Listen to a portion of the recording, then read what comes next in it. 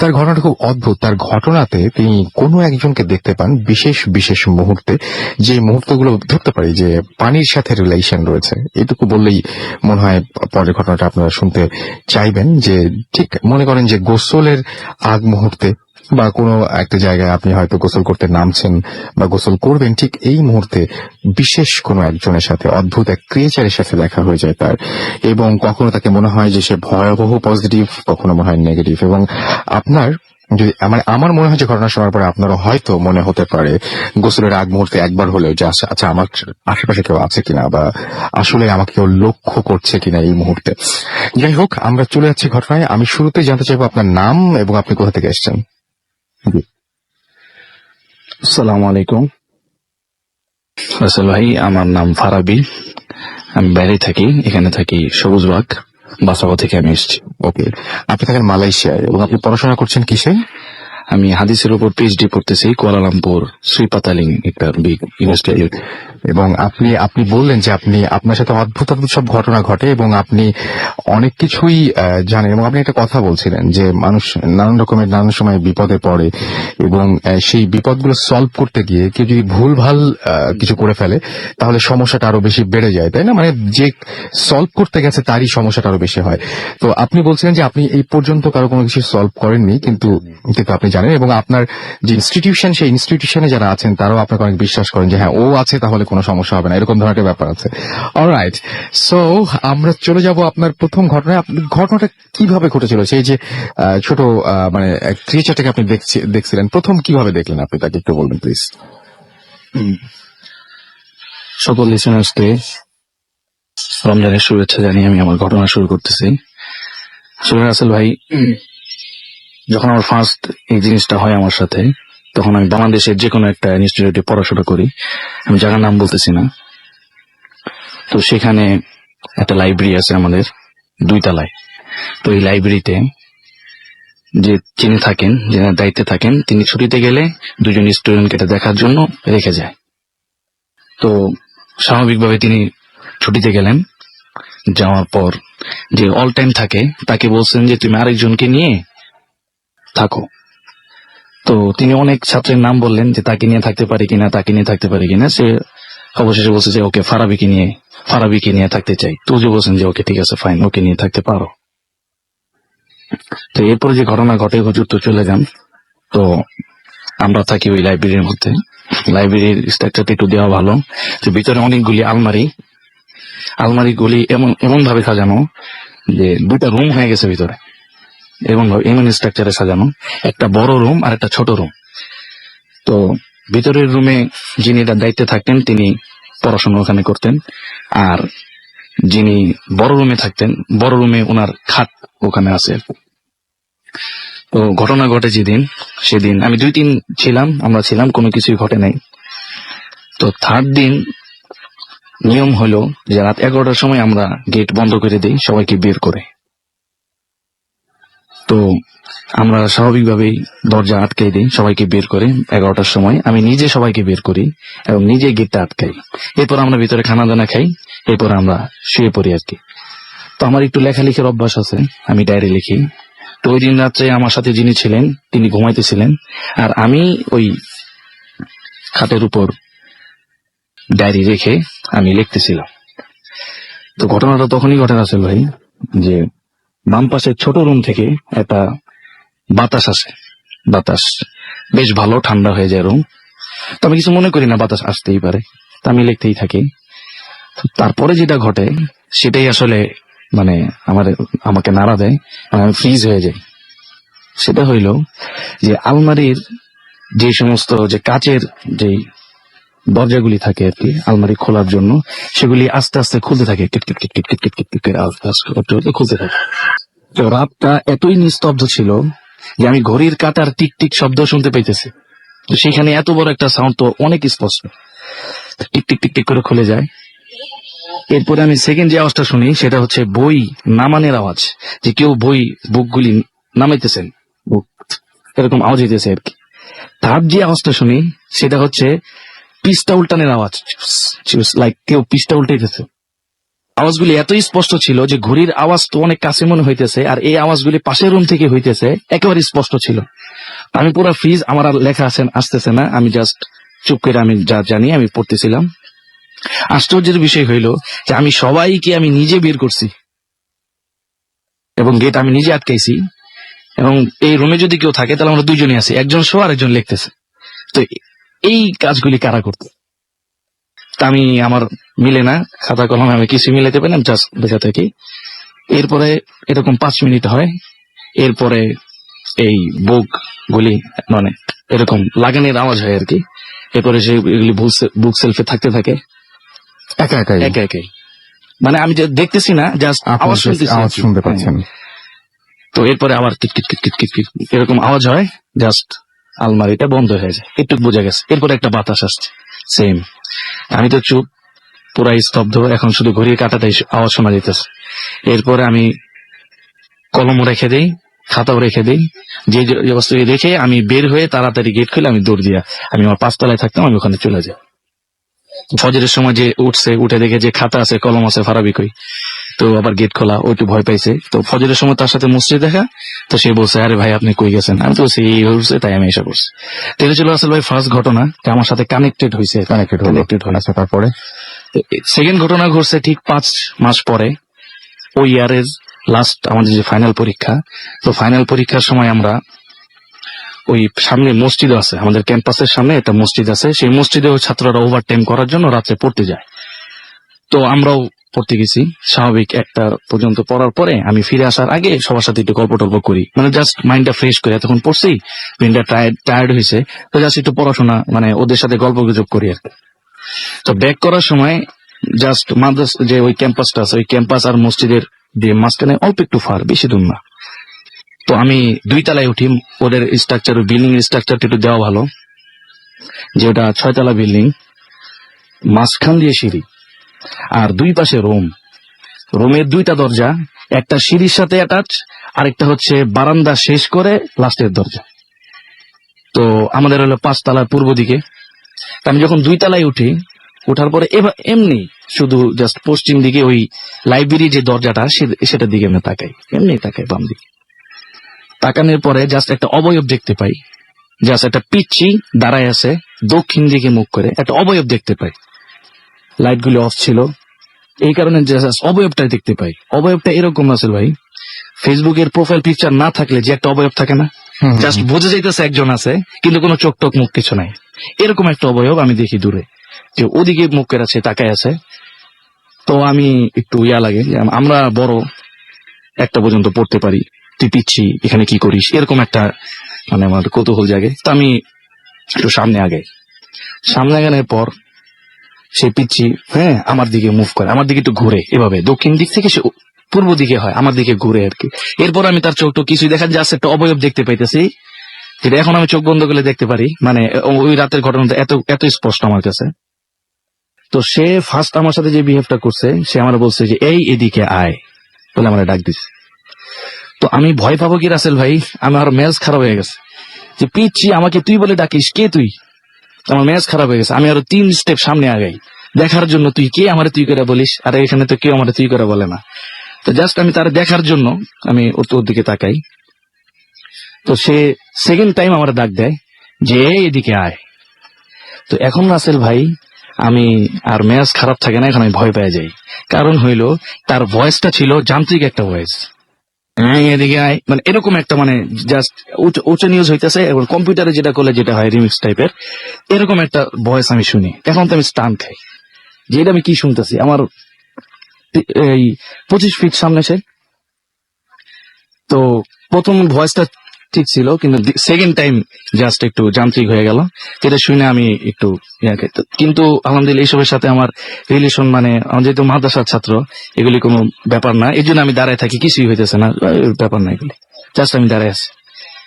তো third time সে আমার সাথে যেটা করে, সে আমার এই দিকে আয় বইলা সে তার হাতটা বাড়ায়। এটাই হচ্ছে আমি রাসেল, আমি যে বলতে চাইতেছি যে এরকম একটা ঘটনার সাথে আমি, মানে আমি যেটা ফেস করব এটা আমি ভাবি নাই কোন সময়, এটাও আমার লাইফে আমার দেখতে হবে এই সিন, যে তার হাতটা আমার দিকে বাড়ানোর পরে হাতটা লম্বা হয়ে যায়। এবং কতটুকু লম্বা হয় তারপরের দিন সকালে আমি ওইখানে এসে দেখি যে কতটুকু লম্বা হয়েছিল, প্রায় 15 ফিটের মতো লম্বা হয়েছিল। তো আমি জায়গাটা মানে আমি এতটুকুই আমার ব্রেন সাফ ছিল তখন যে আমি সকালে এসে দেখতে পাচ্ছি যে এখানে এই পর্যন্ত আসছিল। তো বেশি দূর নাই, সে জাস্ট দেখি সে তার হাতটা লম্বা হয়েছে আমার দিকে, এই দিকে বলে সে হাতটা দিছে আমাকে। আলহামদুলিল্লাহ আমার মানে মনে বল কিছু, আমি এখনো মানে সুইচ অফ হয়ে যাই না, অনেকে অনেক অজ্ঞান হয়ে যায়। তো জাস্ট আমি দেয়ালের সাথে একটা পুশ করে আমি আমার শরীরের মধ্যে একটা মানে স্পিড নেই আর কি, যেহেতু পা চলে গেছে আমি দেখতেছি। তো জাস্ট একটা ধাক্কা দিয়ে আমি শরীরের মধ্যে একটা স্পিড নিয়ে জাস্ট আমি দৌড় দিই উপরের দিকে। তো দৌড়ানোর সময় যখন আমি উপরের দিকে যেতেছি তখন পিছে তাকানোর কোনো আমার ইচ্ছা নাই, এই কারণে কারণ লাস্ট যখন আমি হাতটা দেখছি সেটা রানিং অবস্থায় দেখছি যে সে কন্টিনিউ আসতেছে। সো পিছে তাকানোর কোনো মানে দরকার নাই, কারণ সে আসতেছে। তো আমি দৌড় 5 তলায় যখন গেলাম রাসেল ভাই, আনফরচুনেটলি ওই দিন যে 2টা দরজা থাকে, একটা প্রথমে আর একটা বারান্দা শেষ করে, প্রথম দরজাটা সেদিন বন্ধ। আমি ধাক্কা দিই, পুশ করে খুলে না, জানি না কেন। এরপরে দৌড় দিয়ে আমি মানে যেই বারান্দা আছে এই বারান্দা ক্রস করে সেকেন্ড দরজা দিয়ে ঢুকে আবার মাঝখানের দিকে আসতে হয়, কারণ আমার সিটটা সেখানে ছিল। তো সেখানে ঘটে 4 নাম্বার ঘটনা, যে আমি আমার পাঞ্জাবি মানে খুলতে নেই, যে ঘুমাবো এখন, পাঞ্জাবি খুলতে নেই। ঠিক এই সময় কেউ বলতেছে আমার কানের মধ্যে খুব কাছে, বলতেছে যে ঘুমা ঘুমা তাড়াতাড়ি ঘুমা, ঘুমা ঘুমা তাড়াতাড়ি ঘুমা, 2বার বলছে। কিন্তু এখানে যান্ত্রিক ভয়েস নেই, সেখানে এটা মোটা একটা ভয়েস, জাস্ট সে আমার বলছে ঘুমা ঘুমা তাড়াতাড়ি ঘুমা। তো এটা শোনার পর আমি একটা মেসেজ পাইলাম যে ঠিক আছে, সে আমার হয়তো না করতেছে খুলনার জন্য। তো আমি ওই অবস্থায় শুয়ে পড়ি, বাস আয়াতুল কুরসি, যেটা সবচেয়ে পাওয়ারফুল, আয়াতুল কুরসি পড়ি। আরেকটা আছে 7 সালাম আর কি, পরে সময় হলে বলবো। তো এগুলি পরে আমি জাস্ট শুয়ে যাই। তো ওই রাতে আর কিছু হয় না। তো এটা ছিল দ্বিতীয় কাহিনী তার সাথে, মানে ওই প্রথম কাহিনীর পরে 5 মাস পরে ওরা আমার জাস্ট একটা অবয়ব দেখলাম। রাতবার যখন ওরা আমি দেখি তখন আমি একটা মসজিদে আল্লাহ রাস্তায়। তো দ্বিতীয় দিন আমি গোসল করতে উঠি রাত্রে। তো যখন আমি যাইতেছিলাম সিঁড়ির 3য় তলায় আমি উঠতেছি, 3য় তলা যখন আমি সিঁড়িতে, তখন দেখি যে মসজিদের কনস্ট্রাকশন মানে কাজ চলতেছে মসজিদের বাইরে, মসজিদ ভিতরে না, সে বাইরে আমি ভিতরে। তো দেখছি যে একটা ওই ছোট পিচ্চিতে, ওই পিচ্চির অবয়বে একজন বসে আছে, কিন্তু তার সাথে আমার আই কন্টাক্ট হয়েছে। ইটের উপরে আপনি বলছিলেন? হ্যাঁ, ইটের উপর, সে ইটের উপর বসে ছিল। আর তার চোখটা লাল দেখছি আমি, জাস্ট চোখ দেখা গেছে। আর সে যে আমার দিকে খুব ভয়ঙ্কর দৃষ্টিতে তাকায় ছিল এরকমও না, সে জাস্ট তাকায় আছে আমার দিকে, শুধু চোখটা লাল আর ওই ছোট পিচ্ছি। তো এটা দেখা আমি জাস্ট আয়সা পড়ি, কারণ রাত্রে তখন আমি একাই ছিলাম, এত কাছাকাছি তারা দেখছি, জাস্ট আমি কোনো মুভমেন্ট করি না। তা ওই সময় আমার অজু নাই, আমি ঘুম থেকে উঠছি, তা আমার শরীরে এখন কোনো, আমি যতই দেওয়া পারি পাওয়ার আসবে না, তাই আমি জাস্ট ব্যাক করি। ব্যাক করে আমার যে একটা ফ্রেন্ড আছে তার নাম মাওলানা রাসেল, তো তার আমি ডাক দিই যে রাসেল ভাই উঠেন। তো ওঠার পরে ওর কিছু এমনি না, তারপর তাকে আমি সাথে নিয়ে যাই। যখন 3 তলায় উঠি তখন আর তাকে দেখি না। তো যখন আমি উজু টুজু করে বের হই, হ্যাঁ, তখন বলি যে এখন আসেন, সমস্যা নেই। তো রাসেল ভাই বলতেছেন, রাসেল বলতেছেন যে কি আসেন, ফারুক ভাই কি বলতেছেন, কে আসেন? আমি না এখন আসতে পারে, সমস্যা নেই, এখন আমি উজু টুজু করে ফেলছি। তো ওনাকে আর বলি না, এটা পরে বলি, আমি এসে পড়ি। তো এটা ছিল তার সাথে আমার 3 নাম্বার দেখা। এবার আমি একদম সরাসরি চলে যাব একদম কুয়াকাটা। মাঝখানে একটা হয়েছে, কিন্তু সেটা মোটামুটি র্যান্ডাম, আমরা কুয়াকাটা চলে যায়। তারপরে কুয়াকাটা কি হয়েছে, খুব ইন্টারেস্টিং জায়গাটা। হ্যাঁ, তার সাথে যখন দেখা হইলো, লাস্ট তার সাথে যে দেখাটা হইলো, এর মাঝখানে ইন্ডিয়াতে একবার দেখা হয়েছে, সেটা আমরা মানে মোটামুটি এরকমই দেখা ছিল। এবং হঠাৎ করে যেটা হয়েছিল সেটা হচ্ছে দেখার সময় কেউ একজন আপনাকে হেল্প করেছিল আজান দিয়ে, রাত 2টার সময়। সে সময় আজান দেওয়ার কথা না, এবং আপনি তার কাছে গিয়ে যখন বলেন যে এই সময় আপনি ভুল করছেন, আজান দিচ্ছেন, এই সময় আজান দিচ্ছেন, কারণ তখন সে আপনাকে দিকে অদ্ভুত ভাবে তাকিয়েছিল যে আরে তোরে বাঁচানোর জন্য এটা করলাম, এরকম টাইপের একটা লোক ছিল। সেটা আমরা জানি, কিন্তু সবচেয়ে ইন্টারেস্টিং যেটা, আমরা কুয়াকাটায় চলে আসি।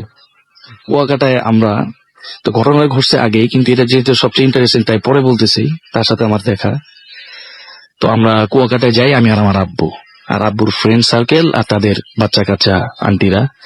আমাদের সাথে ছেলে বলতে আঙ্কেলরা বাদে আমাদের সাইডে আমি আর একটা ভাই ছিল, রাকিব ভাই। তো যখন আমরা কুয়াকাটায় যাই, আমরা 12টার দিকে পিছে নামি। পিছে নামার সময় আব্বু আঙ্কেলরা হুন্ডা নিয়ে দিক দিয়ে সুন্দরবন যাওয়া যায়, তো ওই রাস্তায় তারা চলে যায়। আর আন্টিরা তাদের মেয়েদেরকে নিয়ে এই ফটো তুলতে থাকে, এই মানে ওনাদের মতো ব্যস্ত হয়ে যায়। তো আমি আর আমার যে ভাই, ওই যে রাকিব ভাই আর কি, ওনাদের আঙ্কেলের ছেলে, তো উনি আর আমি সমুদ্রের মধ্যে একটু চাপাচাপি করতে থাকি। তো রাকিব ভাই আমার এক সময় প্রস্তাব করে যে আসেন আমরা দেখি কে কত আগে যেতে পারে, মানে পানির কত ডিপে কে আগে যেতে পারে। সে আমাকে প্রস্তাব করে আর কি। আমি বলি ভাই আমি সাঁতার জানি না, আপনি যান, আমার কোনো শখ নেই, আমি এখানে থাকি, আপনি যান। সে বলছে ওকে ঠিক আছে ফাইন, আমি গেলাম। তো রাকিব ভাই একা একা গেছে, তো আমি পুরাই একা হয়ে গেলাম। তো আমি একা একা কিছুক্ষণ ঝাপাঝাপি করলাম, এরপর আর মন টিকতেছে না, একা একা ভালো লাগে না।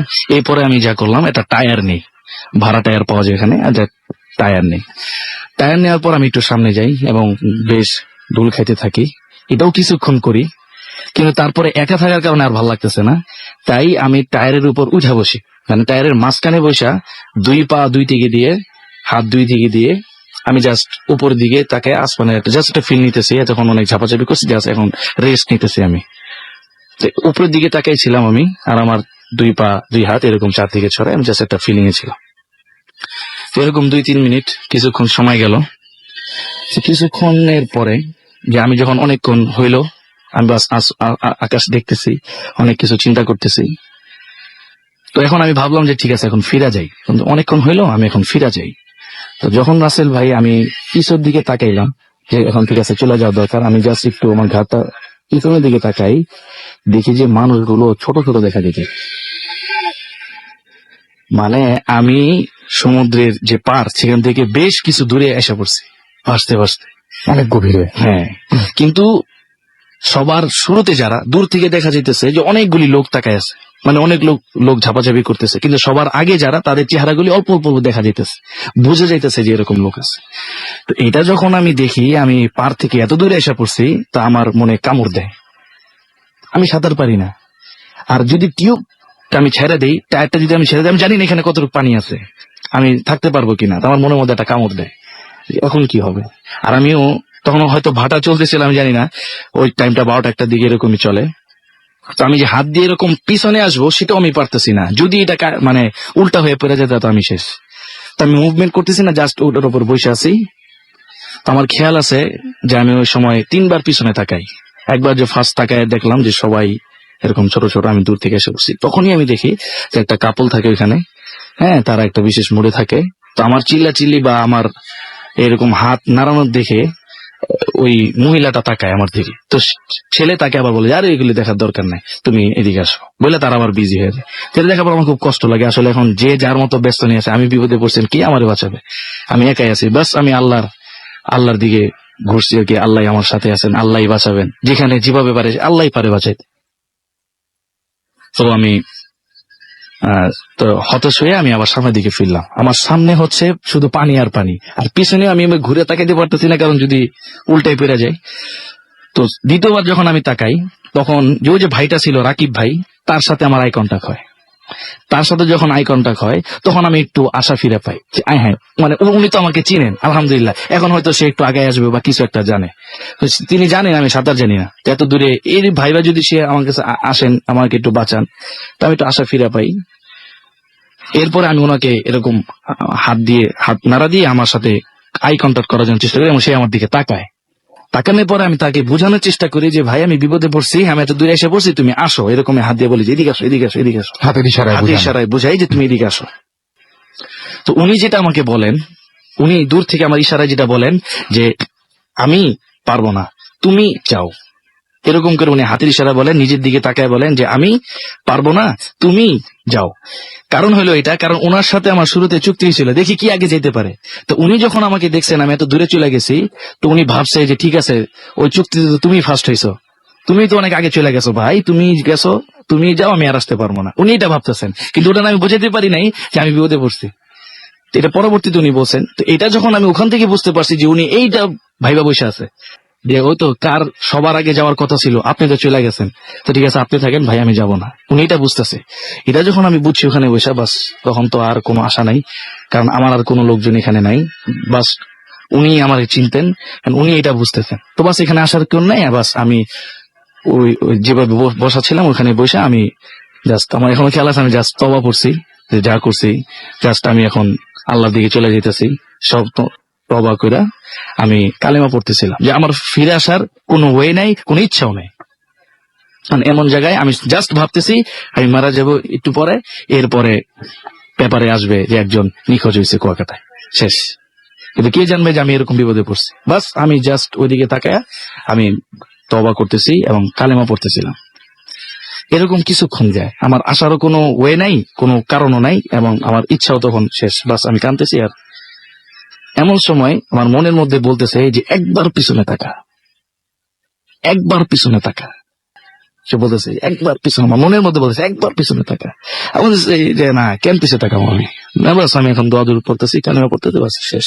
একবার পিছনে তাকা বলতেছে, একবার পিছনে। তা আমি আসলে ওই যে খেয়াল আছে যে আমি টায়ারটা ধইরা আমি জাস্ট পিছনে ফিরে তাকাই। তাকানোর পরে আমি দূরে একটা পিচ্চি দেখতে পাই। হ্যাঁ, দেখতে একটা জাস্ট তার দিকে আমার চোখটা যায়, একটা পিচ্চি দাঁড়ায় আছে দূরে। আর এখন আমি তারে দেখছি দিনের আলোয়, সেটা প্যান্ট পরা ছিল কালো, ওই সে স্ট্রাকচার ছোট যেরকম ওরকমই, তার দিকে আমার চোখটা যায়। যে একবার পিছনে থাকে, আমি জাস্ট তাকে, তার দিকে আমার চোখটা পড়ছে। তো আমার কোনো আশা কিছুই জাগে নাই, আমি বুঝিও নাই যে এটা সে। জাস্ট আমি পিছনে তাকায় কেন জানি মনে হইলো তার দিকে তাকে আমি হাত নাড়াইলাম যে ভাই মানে এরকম এরকম করছে, হাত নাড়াইছি, হাতের ইশারায় তারে আমি এরকম বুঝাইছি যে আমি বিপদের মধ্যে আছি। যে আমি বিপদের মধ্যে আছি। তো এতগুলি মানুষ হয়তো আমাকে দেখছে, কেউ বুঝে না যে আমি বিপদের মধ্যে আছি, কিন্তু এই পিচ্ছি কিভাবে বুঝলো যে আমি বিপদের মধ্যে আছি? তো সে আমারে দূর থেকে জাস্ট হাতের ইশারায় বলল থাকেন থাকেন, জাস্ট ওয়েট, আমি আসতেছি, মানে এরকম একটা বুঝাইলো যে হাত দিয়ে থাকেন থাকেন, এরকম বুঝাইলো জাস্ট ওয়েট। তো আমি তো এরকম তাকায় আছি, কিছুই বুঝতেছি না। সে দেখলাম যে দৌড় দিয়ে একটা টায়ার নিল, টায়ার নেওয়ার পর সে একটা দৌড় দিল, তোর টায়ারটা এরকম ঢিল দিল পানির মধ্যে। এরপর সে লাফ দিয়ে টায়ারের উপর উঠলো। টায়ারটা সে এক হাতে তো বসে আছে, আর এক হাতে টায়ার এরকম সাঁতরাতে সাঁতরাতে সাঁতরাতে আমার কাছে আসলো। আমার এক হাত দিয়ে ধরছে, আর আরেক হাতে সে মানে পানির মানে সাঁতরাইছে সে পাড়ের মধ্যে আসছে। এই যে ঘটনাটা ঘটছে সেটা 1 মিনিটের মধ্যে ঘটে গেছে। মানে আমি এত দূরে ছিলাম, সে তার সাথে আমার আই কন্টাক্ট হইলো, সে দৌড়ায় আসলো, মানে একটা তাড়াহুড়ার মধ্যে জিনিসটা ঘটে গেছে। আমি বুঝতে পারি না যে এত দূর থেকে আমি এত তাড়াতাড়ি কিভাবে এসে পড়লাম। যখন আমি পারে এসে নামছি, সে আমার দিকে বলতেছে আমাদের যে এত ভয় পান কেন? ওদের কাছে ডাকতেছে, সে আসতে বলতেছে, রিলেশন করতে চাইতেছে, এত ভয় পান কেন দেখা। এই কথা বলা, আমি তো যেখান থেকে আসছি আসার কোনো নিয়ত নেই আমার, আমি তো শেষ। সেখান থেকে আসার পর আমার কোনো উত্তর টুত্তর নাই, জাস্ট আমি দাঁড়ায় আছি। এই সময় আব্বু আসছেন, আরো আঙ্কেল আন্টি আসছেন। আরে তোমরা কইছিলা, আরে আমি আব্বু বলতেছে আমি দূর থেকে দেখতেছি কালো একটা জানি কি নড়তেছে। এবং কেউ জানে না যে আপনাকে কে বাঁচিয়েছে, কেউ দেখে না। ইভেন আমি যেখানে দাঁড়ায় আছি, সে আমার পাশে দাঁড়ায়, সেটা আমি দেখতেছি, কিন্তু আমি বলতেছি যে এই যে আমি বলতেছি পিচ্ছি থেকে হাত দিকে, তুমি কি বলতেছো এই যে আর এদিক তাকাও, তুমি কইছিলে এতক্ষণ। তার মানে ওরাও দেখতেছে না যে আমার পাশে দাঁড়ায় আছে। এরপরে যখন আমি পুরো মুভ করছি, ঘুরে বলছি যে এই যে পিচ্ছি একটা, বলে দেখি পিচ্ছি নাই, টায়ারও নাই, ও পিচ্ছিও নাই। যারা থ্যাঙ্কস বলবো যে ভাই তুই কে এতদিন আমার সামনে আসিস, এমনি এভাবে আসিস, একটু থ্যাঙ্কস বলবো যে ওই নাই। হ্যাঁ, এরপরে তারা মানে এখনো রাসেল ভাই, তার সাথে আমার বিভিন্ন সময় দেখা হয়, বিপদে আপদে, হ্যাঁ বিভিন্ন একটা সময় তার সাথে আমার দেখা হয়। অনেক ধন্যবাদ আপনাকে, আপনার ঘটনা শুনলাম। আমরা দেখতে পাচ্ছি অনেকে আমাদের SMS করেছেন। এখানে জেরিন আমাদের খুলনা থেকে লিখেছেন, এবং আমাদেরকে তার কাছে অবশ্য ঘটনাটা তেমন বেশি ভালো লাগে। আমাদেরকে তাসনিম SMS করেছেন, সাদিক খান জুরাইন থেকে SMS করেছেন, গোলাম রাব্বি আমাদের SMS করেছেন মিটফোর্ড ঢাকা থেকে, এবং আমাদেরকে SMS আচ্ছা তিনি বলছেন সরি, নেক্সট এপিসোডের শিওর ঘটনা পাঠাবো, আমরা ওয়েট করবো আপনার জন্য। ফুর্তি আচ্ছা নাম লেখেননি, তন্ময় এবং ফাতেমা আমাদেরকে SMS করেছেন, রাতুল আমাদের SMS করেছেন, এবং তিনি বলছেন ভূত এফএম তার অনেক পছন্দের। স্যান্ডি আমাদের SMS করেছেন, লিখেছেন আই লাভ ভূত এফএম হবে এটা। আমাদেরকে এছাড়া SMS করেছেন সুমন, রাসেল এবং শিলা ময়মনসিং থেকে আমাদেরকে এছাড়া SMS করেছেন তাসনিম, এবং তিনি বলছেন the night becomes alive with ভূত এফএম, এবং তিনি আরো বেশ কিছু কথা লিখেছেন। খুলনা থেকে আনোয়ার এবং তার ওয়াইফ আফরিন লিখেছেন ভূত এফএম অসম। আমাদেরকে ডিজে খিলগাঁও থেকে পড়তে পারলাম না SMS টা। প্রিন্স আমাদের কুচুকের থেকে SMS করেছেন, ভালো লাগছে তাই লিখেছেন। আমি শাহিন ভূঁইয়া লিখেছেন অনেকদিন পর শুনছি, অ্যান্ড তিনি পছন্দ করছেন আজকের এপিসোডটি। আমাকে লিখেছেন অপু সাভার থেকে, এছাড়া আমাদেরকে জিহাদ আমাদের কেরানীগঞ্জ থেকে SMS করেছেন। সাজ্জাদ আমাদের লিখেছেন আই লাভ ভূত এফএম। শুভ রংপুর থেকে আমাদের SMS করেছেন, আমাদেরকে SMS করেছেন দেখতে পাচ্ছি দেবশ্রী, এবং তিনি বলছেন ঘটনাটা তার কাছে খুব ভালো লেগেছে। আপন সাহা আমাদের SMS করেছেন ময়মনসিং থেকে, অনেকদিন পর তিনি ভূত এফএম শুনছেন। যারা অনেকদিন পর শুনছেন তাদের সবাইকে জানাচ্ছি ওয়েলকাম ব্যাক, এবং আশা করছি যে এখন থেকে রেগুলার আপনাদের পেয়ে যাবো। রিয়াদ আমাদের নারিন্দা থেকে SMS করেছেন, এবং তিনি বলছেন ভূত এফএম অসাম। আমাদেরকে নীরব ঢাকা থেকে এসএমএস করেছেন আমাদেরকে কাশফি, এবং তিনি বলছেন যে ফার্স্ট স্টোরিটা বেশ ভয়ের ছিল।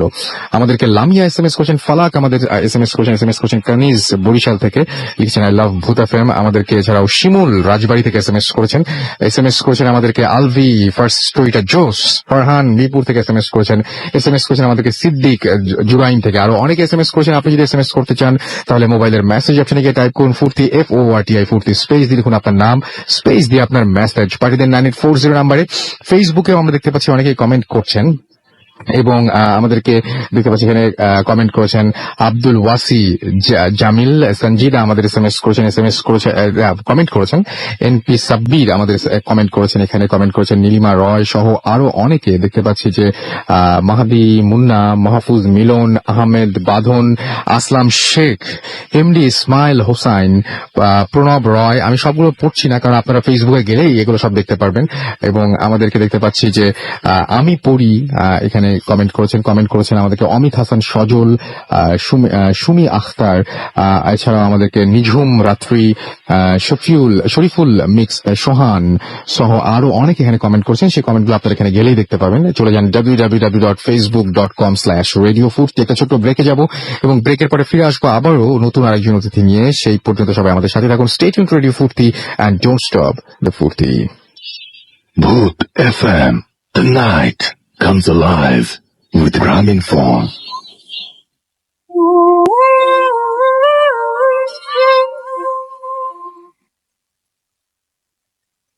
Yes, the night comes alive with Graminphone. শুনছেন সবসময় রেডিও ফুর্তি, চলছে ভূত এফএম। আমি রাসেল আছি সাথে, আমার সাথে রয়েছে মাসুম, এবং আজকের অতিথিরা আপনাদের সবাইকে আরো একবার স্বাগত জানাচ্ছি। আমি দেখতে পাচ্ছি কয়েকটা কমেন্ট। তানভীর মেহেদি লিখেছেন যে ওকে, আই এম প্রিপেয়ার্ড ফর ভূত এফএম। আমাদেরকে এছাড়াও HR অর্পণ লিখেছেন খুব ভয় লাগলো ফারাবি ভাইয়ের ঘটনাটা। বাংলা ZT লিখেছেন ব্যাকগ্রাউন্ড মিউজিকটা অসাম। HR অর্পণ আবারও লিখেছেন ভূত এফএমের সাথে আছি পুরো সময় জুড়ে। নুরুজ্জামান রনি লিখেছেন ঘটনাগুলো ভয়ের, মিউজিকের তো জবাব নাই। শেখ মাইন আহমেদ লিখেছেন যে ভয় ফ্রিজ হয়ে যাচ্ছি। আমাদেরকে নীল আকাশ লিখেছেন ঘটনাটা খুব ভালো লাগলো। আমাদেরকে কিঙ্কর কুমার বিশ্বাস লিখেছেন যে থ্যাঙ্কস ভূত FM from India. Okay, so আমরা চলে যাবো আবারও ঘটনায়। আমাদের সঙ্গে একজন অতিথি গত সপ্তাহে ছিলেন, যার আমাদের ফেসবুক পোস্টে তার ছবিও আপনারা দেখেছেন, এবং তিনি সেই পরে যে ঘটনাটা বেশ ভয়ঙ্কর একটা ঘটনা, সেই ঘটনাটা তিনি স্বপ্নে দেখেছিলেন যে জিনিসটা সেটা বাস্তবে ঘটেছিল, এবং সেরকম বেশ কয়েকটা সিরিজ আছে তার মানে ঘটনার, একের পর এক ঘটে গেছে। এবং সেই ঘটনার মধ্যে যে ঘটনা তিনি সেদিন বলার সুযোগ পাননি বা সময় পাননি, আজকে সেই ঘটনাটা তিনি বলবেন। এবং সেই ঘটনা আমরা বলেছিলাম যে নেক্সট উইকে আমরা শুনবো। তিনি এখন আমাদের স্টুডিওতে, সরাসরি চলে আসি তার কাছে। আপনার নামটা প্লিজ আর একবার সবাইকে বলবেন, আরেকবার প্লিজ। হ্যালো লিসেনার্স, আমি আসিফুজ্জামান পিয়াল বলছি। রাইট, পিয়াল, আপনার ঘটনাটা আমরা শুনি। জি ভাইয়া, ঘটনাটা 2010 সালের দিকে, তখন আমি ইন্টার ফার্স্ট ইয়ারে পড়ছিলাম।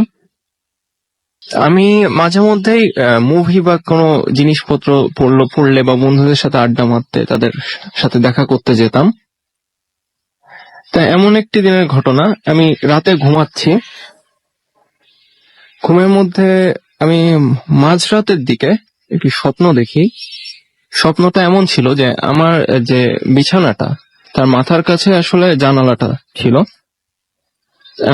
আমি ঘুমাচ্ছি, এমন সময় আমি দেখলাম যে জানলার একটি পাল্লা খুলে গেল, এবং পাল্লার ওপাশে আমি যে মূর্তিটা দেখতে পেলাম খুবই ভয়ঙ্কর। আগের এপিসোডে আমি যেভাবে বলেছিলাম যে একটি হাড় চামড়ার মতো, মানে দেখে মনে হয় শুধু চামড়াই আছে, ভেতরে মাংস নাই। হ্যাঁ, কঙ্কালের উপরে জাস্ট চামড়া, এবং নারী মূর্তি ছিল জিনিসটা। জি। তা ওই জিনিসটা জানলা দিয়ে একটা হাত বাড়িয়ে, যেহেতু আমার মাথাটা জানলার কাছেই থাকতো, মাথায় হাত বোলাচ্ছে, কপালে মাথায় হাত বোলাচ্ছে। আমি একটা স্বপ্নে দেখছি, এবং স্বপ্নটা অতি বাস্তব, মনে হচ্ছে বাস্তবেই হচ্ছে এমন কিছু। হাত বোলাচ্ছে এমন পর্যায়ে, আমি ঘুমাচ্ছি, আমার তখনও ঘুমটা ভাঙেনি, আমি স্বপ্নেও ঘুমাচ্ছি এবং সত্যি সত্যিও ঘুমাচ্ছি।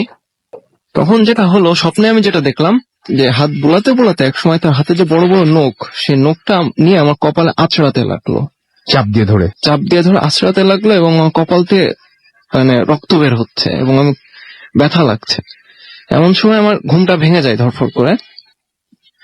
ভেঙে যাওয়ার পরে আমি উঠে বসে একটু ইজি হওয়ার ট্রাই করি। তখন কি আপনি ব্যথা অনুভব করছিলেন ঘুম থেকে যখন জেগেছেন? তারপরে ঘুম থেকে ওঠার পরে আমি হালকা ব্যথা অনুভব করছিলাম, মনে হচ্ছিল মাথাটা ভারী হয়ে গেছে এবং কপালের একটা ব্যথা করছিল কিছু। না, মাথা ব্যথা করলে কপালের সামনে যেভাবে একটা ব্যথা অনুভূত হয় এই টাইপের কিছু। কিন্তু কেউ আঁচড় দিয়েছে এরকম টাইপের কোনো ব্যথা তখন আপনি বুঝতে পারেন? না না, পুরো কপালটা বা মাথাটা জুড়ে একটা ব্যথা। আমি কিছুটা ইজি হলাম, ভাবলাম যে এটা হয়তো দুঃস্বপ্ন, একটি অন্য দুঃস্বপ্নের মতো একটি দুঃস্বপ্ন। রাইট। আমি এটা এতটা গুরুত্ব দিইনি। সেই দিন সকালে আমি সবকিছু ঠিক ছিল, সকাল বিকাল সবই ঠিক ছিল, কোনো সমস্যা নেই। তো সেদিন আমি যেমন বলছিলাম প্রথমেই যে আমি মাঝে মধ্যে বন্ধুদের সাথে আড্ডা দিতে অথবা মুভি আদান প্রদান বা পেন ড্রাইভ দেওয়া নেওয়া করতে যেতাম। সেদিন সন্ধ্যাবেলা আমি এক ফ্রেন্ডের বাসায় যাই, তার নাম সজল। তার বাসাটা ছিল যশোরের চাচড়া এলাকায়। তা ওর সজলের বাসা থেকে আমি পেন ড্রাইভে কিছু মুভি নিয়ে আমি পথে আসার পথে, আমার বাসায় আসার পথেই আরেকটা ফ্রেন্ডের বাসা পড়ে, রুমি, ওর বাসায় একটা পেন ড্রাইভ দিয়ে যাওয়ার কথা ছিল আমার। তা আমি সজলের বাসা থেকে রুমির বাসায় যাচ্ছি। তা যাওয়ার পথে ওখানে একটি জায়গা পড়ে যেটার নাম হচ্ছে শঙ্করপুর। সেই শঙ্করপুরে একটি মুরগি ফার্ম নামে একটা এলাকা আছে, একটা মুরগির ফার্ম আছে, ওটা শঙ্করপুর মুরগি ফার্ম বলা হয়। তা সেই মুরগি ফার্মের গেটের থেকে একটু সামনে আসলে একটা বড় বট গাছ পড়তো, এবং বট গাছের নিচে একটা মন্দির টাইপের আছে, কিন্তু স্পেসিফিকলি আমার মনে নাই যে আসলে মন্দিরটা কিসের ছিল, মানে মানুষ ওখানে পূজা করতো। তখন আমার আস্তে আস্তে সন্ধ্যা হয়ে গিয়েছে, প্রায় 7:30 8টা। আমি তখন সাইকেল ইউজ করতাম। যখন আমি ওই বটগাছ এবং মন্দির যে জায়গাটায় ছিল ওইটা ক্রস করব, তখনই আমার পিঠে কেউ একটা জোরে থাবা দেয়, থাবা অথবা ধাক্কা টাইপের কিছু একটা আমি অনেক অনুভব জোরে, করতে পারেন আপনি? জি। এবং যেটা হয় যে সাইকেল থেকে মানুষ পড়লে সাইডে পড়ে বা কোনোভাবে অ্যাক্সিডেন্টলি পড়ে, কিন্তু আমি যেভাবে পড়েছিলাম সেটা হচ্ছে সাঁতার দেওয়ার সময় এমন ভাবে ডাইভ দেই, একদম সাইকেল থেকে ডাইভ দিয়ে আমার মাথাটাই পড়েছিল পিচের রাস্তার পরে। আচ্ছা। এবং আমার শরীরে আর কোনো ক্ষতর চিহ্ন ছিল না, শুধু মাথায়। এবং আমার কপাল সহ মাথা ফেটে পুরো রক্তাক্ত হয়ে যায়। আচ্ছা। এবং তখন আমার আশেপাশের লোক জড়ো হয়ে যায়, এবং আমার কিছুক্ষণ আমি ফেইন্ট অবস্থায় ছিলাম, জ্ঞান ছিল না। তারপরে জ্ঞান আসার পরে যেটা দেখি, লোকজন আমার মাথায় পানি দিচ্ছে এবং যেখানে রক্ত বেরোচ্ছিল একটা কাপড় চাপা দিয়ে রাখছে। তারপরে তারা আমাকে জিজ্ঞেস করে যে তোমার আশেপাশে কি কেউ পরিচিত আছে? তখন আমি অনেক কষ্টে আমার যে ফ্রেন্ড ছিল রুমি, ওর নাম্বারটি বলিল আশেপাশের লোকদের। তারা ওকে ফোন দেয় এবং ও এসে আমাকে ওখান থেকে বাসায় পৌঁছানোর ব্যবস্থা করে দেয়। এবং তারপরে আমি অনেকদিন অসুস্থ ছিলাম। এটাই ছিল ভাই আসলে আমার সেদিনের এক্সপেরিয়েন্স। আপনাকে অনেক অনেক অনেক অনেক ধন্যবাদ। আপনার সাথে আবারও ফিরে আসবো আপনার কাছে। আমরা মাঝখানে কিছু SMS পড়ে আসি। আমাদেরকে রাজশাহী থেকে চাঁদনি SMS করেছেন এবং তিনি বলছেন ভূত FM শুনছেন। আমাদেরকে ভূত FM, লিটন, আপনি নামটা একটু প্লিজ আপনারা সবাই শুরুতে লিখবেন। আরো একবার জানিয়ে দিই, যদি আমাদের SMS করতে চান তাহলে মোবাইলের মেসেজ অপশনে গিয়ে টাইপ করতে হবে ফুর্তি, FOORTI, ফুর্তি, স্পেস দিয়ে লিখতে হবে আপনার নাম, স্পেস দিয়ে আপনার মেসেজ পাঠিয়ে দিতে হবে 9840 নাম্বারে। যদি আমাদের ইমেইল করতে চান তাহলে আমাদের ইমেইল অ্যাড্রেসটি হচ্ছে bhutfm@radiofurti.fm, which is BHWTFM@radioforti.fm। আপনার নাম, ঠিকানা এবং ফোন নাম্বার সহ আপনার জীবনে ঘটে যাওয়া সেরা ঘটনাটি বা আপনার জানা সেরা ঘটনাটি পাঠিয়ে দিন আমাদের কাছে। যারা দেশের বাইরে রয়েছেন তাদেরকে বলবো ঘটনা না লিখে সরাসরি রেকর্ড করে অডিও ক্লিপটি পাঠিয়ে দিন আমাদের কাছে। এবং ঘটনার শুরুতে অবশ্যই প্রত্যেকেই উল্লেখ করুন যারা দেশে আছেন যে আপনার কি স্টুডিওতে এসে ঘটনাটা শেয়ার করতে চান নাকি চান যে আপনার ঘটনাটা আমরা পড়ে শোনাই। আর এছাড়াও দেখতে পাচ্ছি আমাদের এখানে SMS করেছেন সুজন বাবু। আচ্ছা, তার আগে বলি ফেসবুকে যেতে হলে www.facebook.com/radiofurti, এটা হচ্ছে আমাদের অ্যাড্রেস, চলে যান সেখানে। আমাদেরকে শাহেদ লিখেছেন যে অনেকদিন পরে ভূত FM শুনছেন এবং তিনি বলছেন যে ভালো লাগলে ইনশাল্লাহ রেগুলার শুনবো। অবশ্যই, যদি ভালো লাগে তাহলে অবশ্যই শুনবেন। আমাদেরকে সুব্রত পাবলিক অ্যাডমিনিস্ট্রেশন থেকে লিখেছে, public administration department Rajshahi university থেকে লিখেছেন, এটা তার প্রথম SMS। এবং তিনি লিখেছেন যে লাভ ইউ ভূত এফএম এন্ড থ্যাঙ্কস রাসেল ভাই, ইউ আর মোস্ট ওয়েলকাম। আমাদেরকে অনন্যা লিখেছেন ভাই আই লাভ ভূত এফএম। আবির আমাদের লিখেছেন রাসেল ভাই ঘুমাতে পারছি না। হাসান আমাদের লিখেছেন যে আমরা সব এপিসোড তারা হচ্ছে আচ্ছা সব আমি বুঝি নাই তারপরে এসএমএসটা। ফুয়া চিটাগাং থেকে আমাদের এসএমএস করেছেন, মাজহার আমাদের এসএমএস করেছেন, আমাদেরকে এসএমএস করেছেন শেফা, এছাড়াও শাহরুখ আমাদের এসএমএস করেছেন এবং আমাদেরকে এসএমএস করেছেন দেখতে পাচ্ছি সিফাত, খুব ভালো লাগছে লিখেছেন। প্রিন্স আমাদের কচুঘাট থেকে এসএমএস করেছেন, আমাদেরকে এসএমএস করেছেন নাজ ধানমন্ডি থেকে এবং তিনি বলছেন যে মেয়েকে নিয়ে ভূত এফএম শুনছি।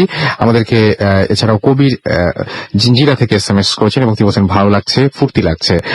আমাদেরকে এছাড়াও এসএমএস করেছেন দেখতে পাচ্ছি ইফতি লিখেছেন আই লাভ ভূত এফএম। নাজিয়া আমাদের এসএমএস করেছেন রাজ্জাক তেজগাঁও থেকে। এছাড়াও নিলয় আমাদের এসএমএস করেছেন আরাফাত।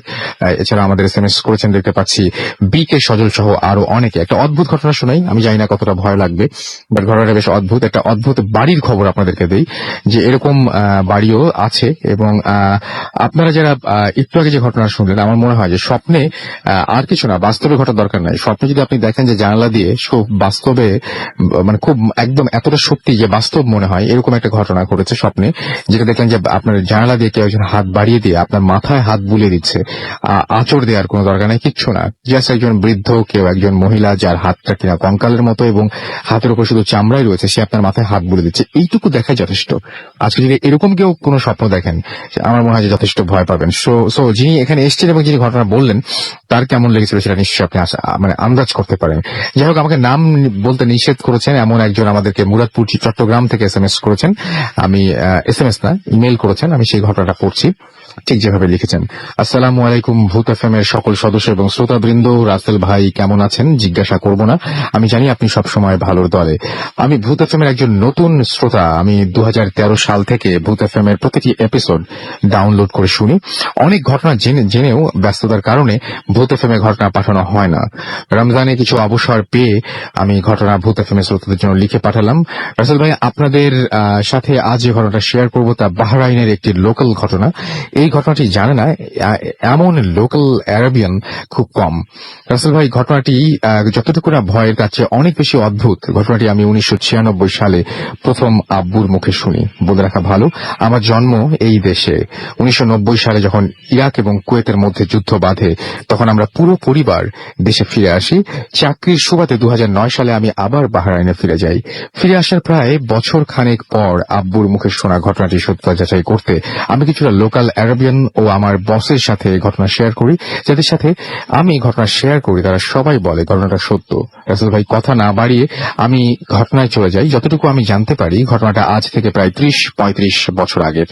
ঘটনাটি একটি বাড়িকে নিয়ে। বাড়ির মালিক লোকাল এক ধনী ব্যক্তি। বাড়িটি বাহরাইনের রাজধানীতে অবস্থিত। সঙ্গত কারণে আমি বাড়িটির নাম এবং এরিয়ার নাম আমি বলছি না। বাড়িটি তৈরি করার সময় তেমন কোনো প্যারানর্মাল কিছু ঘটেনি। ঘটনার শুরু বাড়িটি রেডি হওয়ার পর থেকে।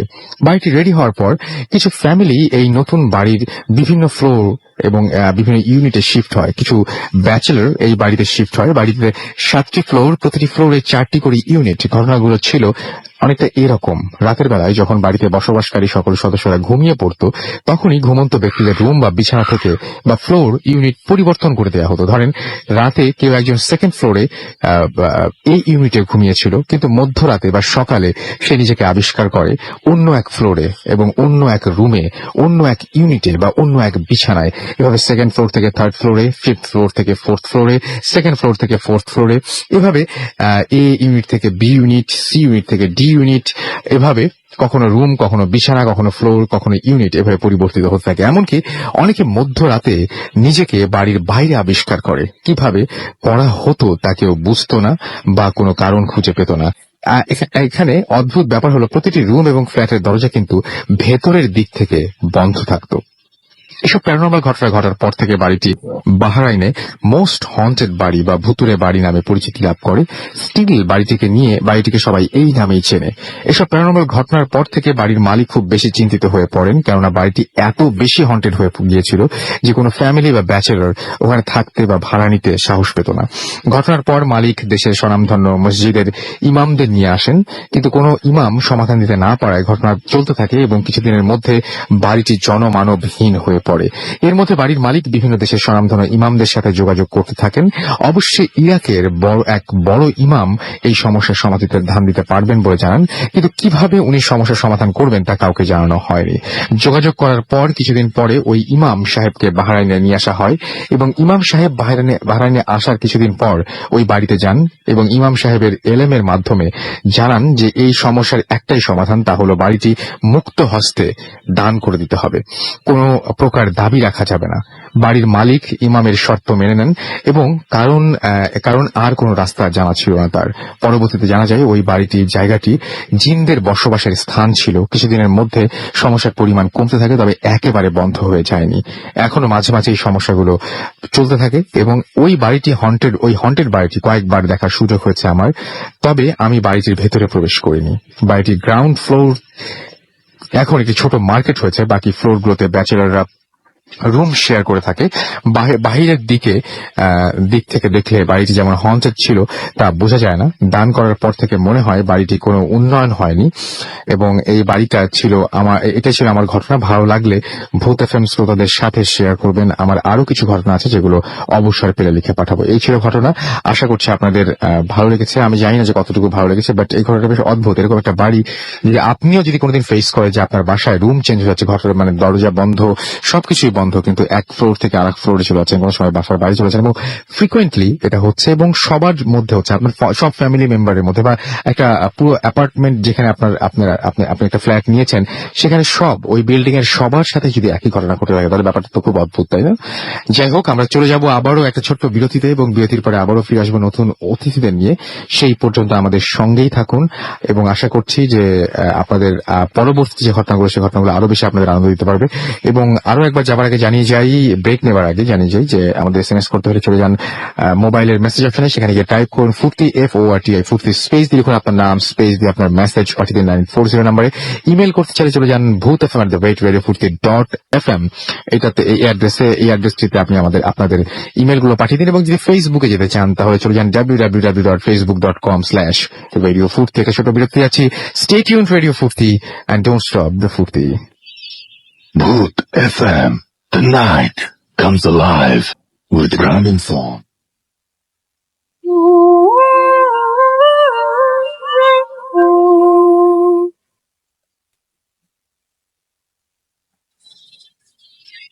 শুনছেন সবসময় রেডিও ফুর্তি 88.0 FM, বাংলাদেশের সর্ববৃহৎ রেডিও নেটওয়ার্ক। ঘড়িতে সময় রাত 12:55। আমি রাসেল আছি, সাথে আমার সাথে রয়েছে মাসুম এবং আজকের অতিথিরা। আপনাদের সবাইকে আরো একবার স্বাগত জানাচ্ছি ভূত এফএম এবং আশা করছি যে এখন পর্যন্ত যে ঘটনাগুলো শুনেছেন তা মোটামুটি ভালো লেগেছে। আরো কিছু ঘটনা রয়েছে আমাদের কাছে এবং সেই ঘটনাগুলো এক একে শোনাবো। আমাদের সাথে আরো একজন জয়েন করেছেন আজকে নতুন, প্রথমবারের মতো ভূত এফএম এসছেন। আপনার নামটা একটু প্লিজ শুনবো। ধন্যবাদ রাসেল ভাই। আমার নাম মোহাম্মদ হাসান শাহরিয়ার। আমি এসেছি বাংলাদেশ কৃষি বিশ্ববিদ্যালয় ময়মনসিংহ থেকে। ওকে, তাহলে আমি চলে যাই আপনার ঘটনায়। ঘটনাটা কোথায় ঘটেছিল একটু বলবেন কি? ঘটনাটা ঘটেছিল কুষ্টিয়া ভেড়ামারাতে। জি আচ্ছা, আমি মূল ঘটনায় যাচ্ছি। অনার্সে আমরা কোন এক সেমিস্টার ফাইনাল পরীক্ষা দিয়ে আমি আমার এক বন্ধু সাকিবের সাথে তার দেশে বাড়িতে গিয়েছিলাম কুষ্টিয়া ভেড়ামারা। সেখানে ভেড়ামারা বাজারে তার এক দুঃসম্পর্কের দুলাভাইয়ের সাথে আমার পরিচয় হয়। পরবর্তীতে সাকিবের কাছে আর কি সে দুলাভাইয়ের ঘটনাটি আমি জানতে পারি। সে ঘটনাটাই আমি বলছি। দুলাভাইয়ের নাম শফি। দুলাভাই এটা প্রায় 91-92 সালের ঘটনা। দুলাভাই তার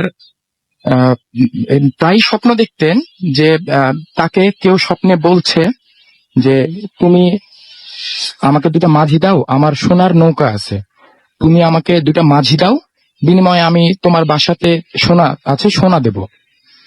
তো এই স্বপ্নটি দীর্ঘদিন ধরে তিনি দেখে আসতেন কিন্তু কিছুই বুঝতে পারতেন না। পরবর্তীতে তিনি তার বন্ধু শ্রেণী যারা আছেন তাদের সাথে এই বিষয়টা নিয়ে আলোচনা করেন। তারা তাকে বলেন যে সখী তুমি এখনো বোঝো না এই বিষয়টা, তোমার 2টো ছেলে আছে, সে তোমার 2টো ছেলেকেই চাচ্ছে, বিনিময়ে তোমাকে সোনা দিতে চাই। তো এই কথা শোনার পর দুলাভাই খুবই রেগে গিয়েছিলেন।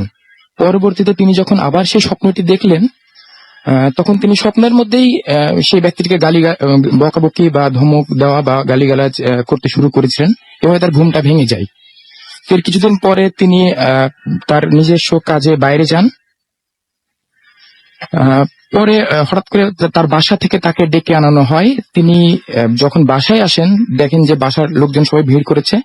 মাটির বাড়ি, মাটির মেঝেতে হাঁড়ি, যে আমরা বলি কানা, এটাকে কলার আর কি, হাঁড়ির যে কলারটা সেটা দেখা যাচ্ছে, মেঝে ফুটো হয়ে হাঁড়ির কানা দেখা যাচ্ছে এবং বোঝা যাচ্ছে যে হাঁড়ির উপরে মাটি দিয়ে জাস্ট ঢেকে রাখা হয়েছে, কিন্তু সোনার কিছু অলংকার তাও বোঝা যাচ্ছে, চকচক করছে। তো এটা দেখে আশেপাশের লোকজন এবং বাড়ির লোকজন সবাই বেশ হতবাক হয়ে গিয়েছে, তারা বুঝে উঠতে পারছিল না জিনিসটা কি।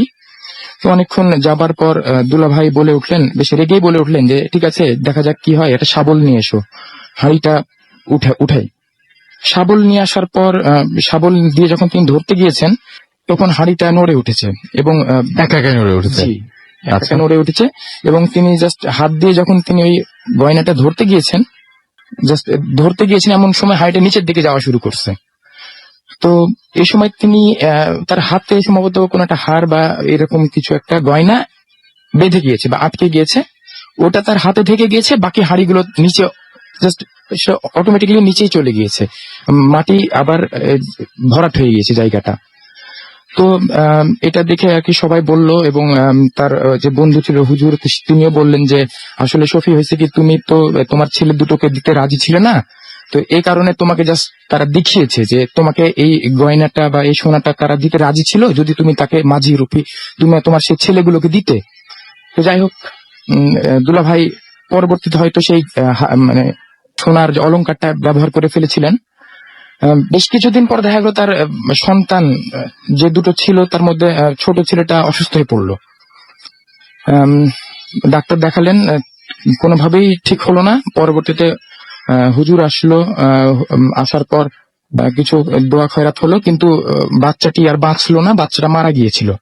এবং বাচ্চাটি মারা যাবার পর বড় ছেলেটি অসুস্থ হয়ে পড়লো। পরবর্তীতে আবার যখন হুজুর এনে কিছু দোয়া খয়রাত করা হয়, পরবর্তীতে বড় ছেলেটা সুস্থ হয়ে যায়। তো এটা একটা ছেলে মারা গেছিল। একটা ছেলে মারা গিয়েছে। আচ্ছা। জি। পরবর্তী ঘটনাটা দুলাভাইয়েরই ঠিক 3-4 বছর পরের ঘটনা, 95-96 সালের ঘটনা। দুলাভাইয়ের এই যে ঘটনাটা বলার আগে আমি জায়গাটার বর্ণনা একটু দিচ্ছি। এটা হচ্ছে ভেড়ামারার, সেখানে কুষ্টিয়া ভেড়ামারাতে একটা প্রজেক্ট আছে, সেটা হচ্ছে জিকে প্রজেক্ট, সেচ প্রকল্পের আওতাধীন। এই প্রজেক্টের এক পাশে হচ্ছে কোদালিপাড়া গ্রাম, আর এক পাশে হচ্ছে চণ্ডীপুর গ্রাম। মধ্যে সেই প্রজেক্টের ক্যানেল গিয়েছে, পূর্বে ক্যানেল এবং পশ্চিমে একটা বিল যেটার নাম চন্দনা বিল। বিলের চারপাশে বাঁধ দিয়ে ঘেরা, বাঁধের পাশ দিয়ে রেল লাইন গিয়েছে এবং রেল লাইনের মধ্যে মধ্যে কিছু কিছু জায়গায় ছোট ছোট পুলের মতো, অর্থাৎ ব্রিজের মতো, নিচ দিয়ে নালার মতো উপর দিয়ে ট্রেন যায়। তো সেই সময় সেই দিন আর কি দুলাভাইয়ের দাওয়াত ছিল আমার বন্ধু সাকিবের বাসায় চণ্ডীপুর গ্রামে। দুলাভাই সাইকেল নিয়ে যথারীতি রওনা দিয়েছিলেন রাত্রে। আসতে গিয়ে তিনি একটি পুল পার করলেন। পুল পার হবার পর তিনি দেখলেন যে একজন বয়স্ক মহিলা ওখানে কাঁদতেছে দাঁড়ায়। তো দুলাভাই স্বাভাবিকভাবে সাইকেলটা স্ট্যান্ড করে তাকে জিজ্ঞেস করলেন যে চাচি আপনার কি হয়েছে। তো মহিলা বললেন যে বাবা আমি তো একটা গ্রামের নাম বলছেন, ওখানে এই গ্রাম থেকে আসছি, তো আমার সাথে আমার বাচ্চাটা ছিল, এপারে আসার পর হঠাৎ করেই আমি বাচ্চাটাকে আর খুঁজে পাচ্ছি না, বাচ্চাটাকে হারিয়ে ফেলেছি, আমাকে খুঁজে দাও বাচ্চাটা। তো স্বাভাবিকভাবে দুলাভাই সাইকেলটাকে স্ট্যান্ড করেছেন এবং বাচ্চাটাকে খোঁজার জন্য আশেপাশে যে ঝোপ ঝাড় এগুলো আছে এগুলো একটু দেখতেছেন। পাশেও ধানের ক্ষেত রয়েছে, আকাশে জ্যোৎস্না, কিন্তু অন্যান্য কোনো আলো নেই, কারেন্টের কোনো বা ইলেকট্রিসিটির কোনো আলো নেই, শুধু জ্যোৎস্না। তিনি ঝোপঝাড় খুঁজতে খুঁজতে হঠাৎ করে তিনি ঝোপের ভেতর থেকে একটা বাচ্চার মতো একটা মানুষ আকৃতি একটা কিছু একটা দেখলেন এবং এটি খুবই ছোট আকৃতির, ফর্সা গায়ের রং, গায়ে কাপড় নেই, খুবই ছোট।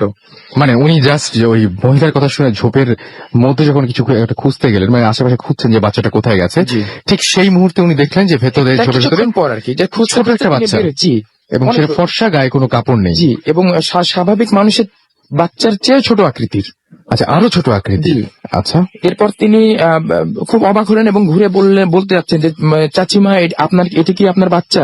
তিনি ঘুরে তাকিয়ে দেখেন যে সেখানে বয়স্ক মহিলাটি নেই। আচ্ছা, আবার তিনি হতবাক হয়ে আবার নিচে তাকালেন, দেখলেন যে বাচ্চাটিও নেই।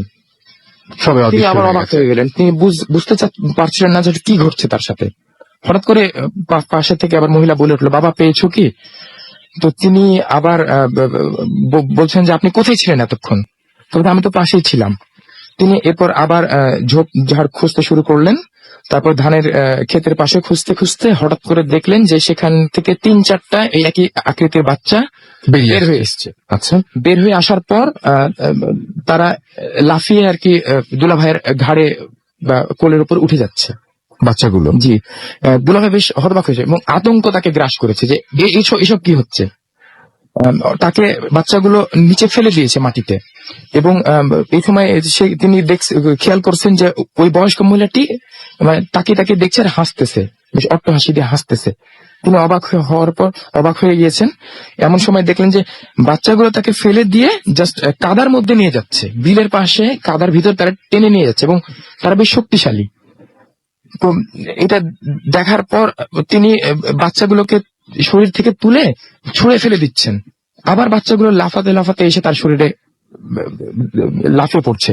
মানে বেশ খুব শক্তিশালী না, কিন্তু সবাই মিলে এসে সবাই মিলে যখন তাকে করে তখন তিনি নিজেও আর কি নিজেও তিনি অনেক বিব্রত ছিলেন, বেশ আতঙ্কগ্রস্ত ছিলেন। Right.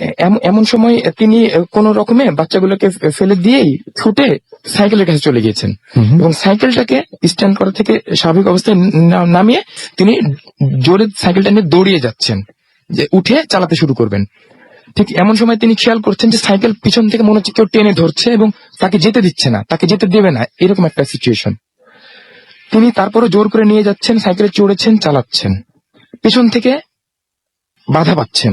তিনি দেখতে চাচ্ছেন না যে আসলে কে তাকে ধরছে। তিনি সাইকেল চালাচ্ছেন, চালাতে চালাতে চালাতে চালাতে চণ্ডীপুর গ্রামে ঢুকে গিয়েছেন। এর মধ্যে আমার ফ্রেন্ডের বাসায় যারা ছিলেন তারা অপেক্ষা করছেন দুলাভাইয়ের, কারণ উনি অলরেডি অনেক দেরি করে ফেলেছেন। তারা বারান্দায় এসে অপেক্ষা করছেন। এমন টাইমে তারা চিৎকার শুনছিলেন দুলাভাইয়ের, যে তিনি আসছেন চিৎকার করতে করতে। তারা সবাই বারান্দায় এসে দাঁড়ালেন এবং দেখলেন যে দুলাভাই সাইকেল চালাতে চালাতে আসছেন ঝড়ের বেগে, কিন্তু চিৎকার চেঁচামেচি করছেন এবং অপ্রকৃতিস্থ লোকের মতো আচরণ করছেন।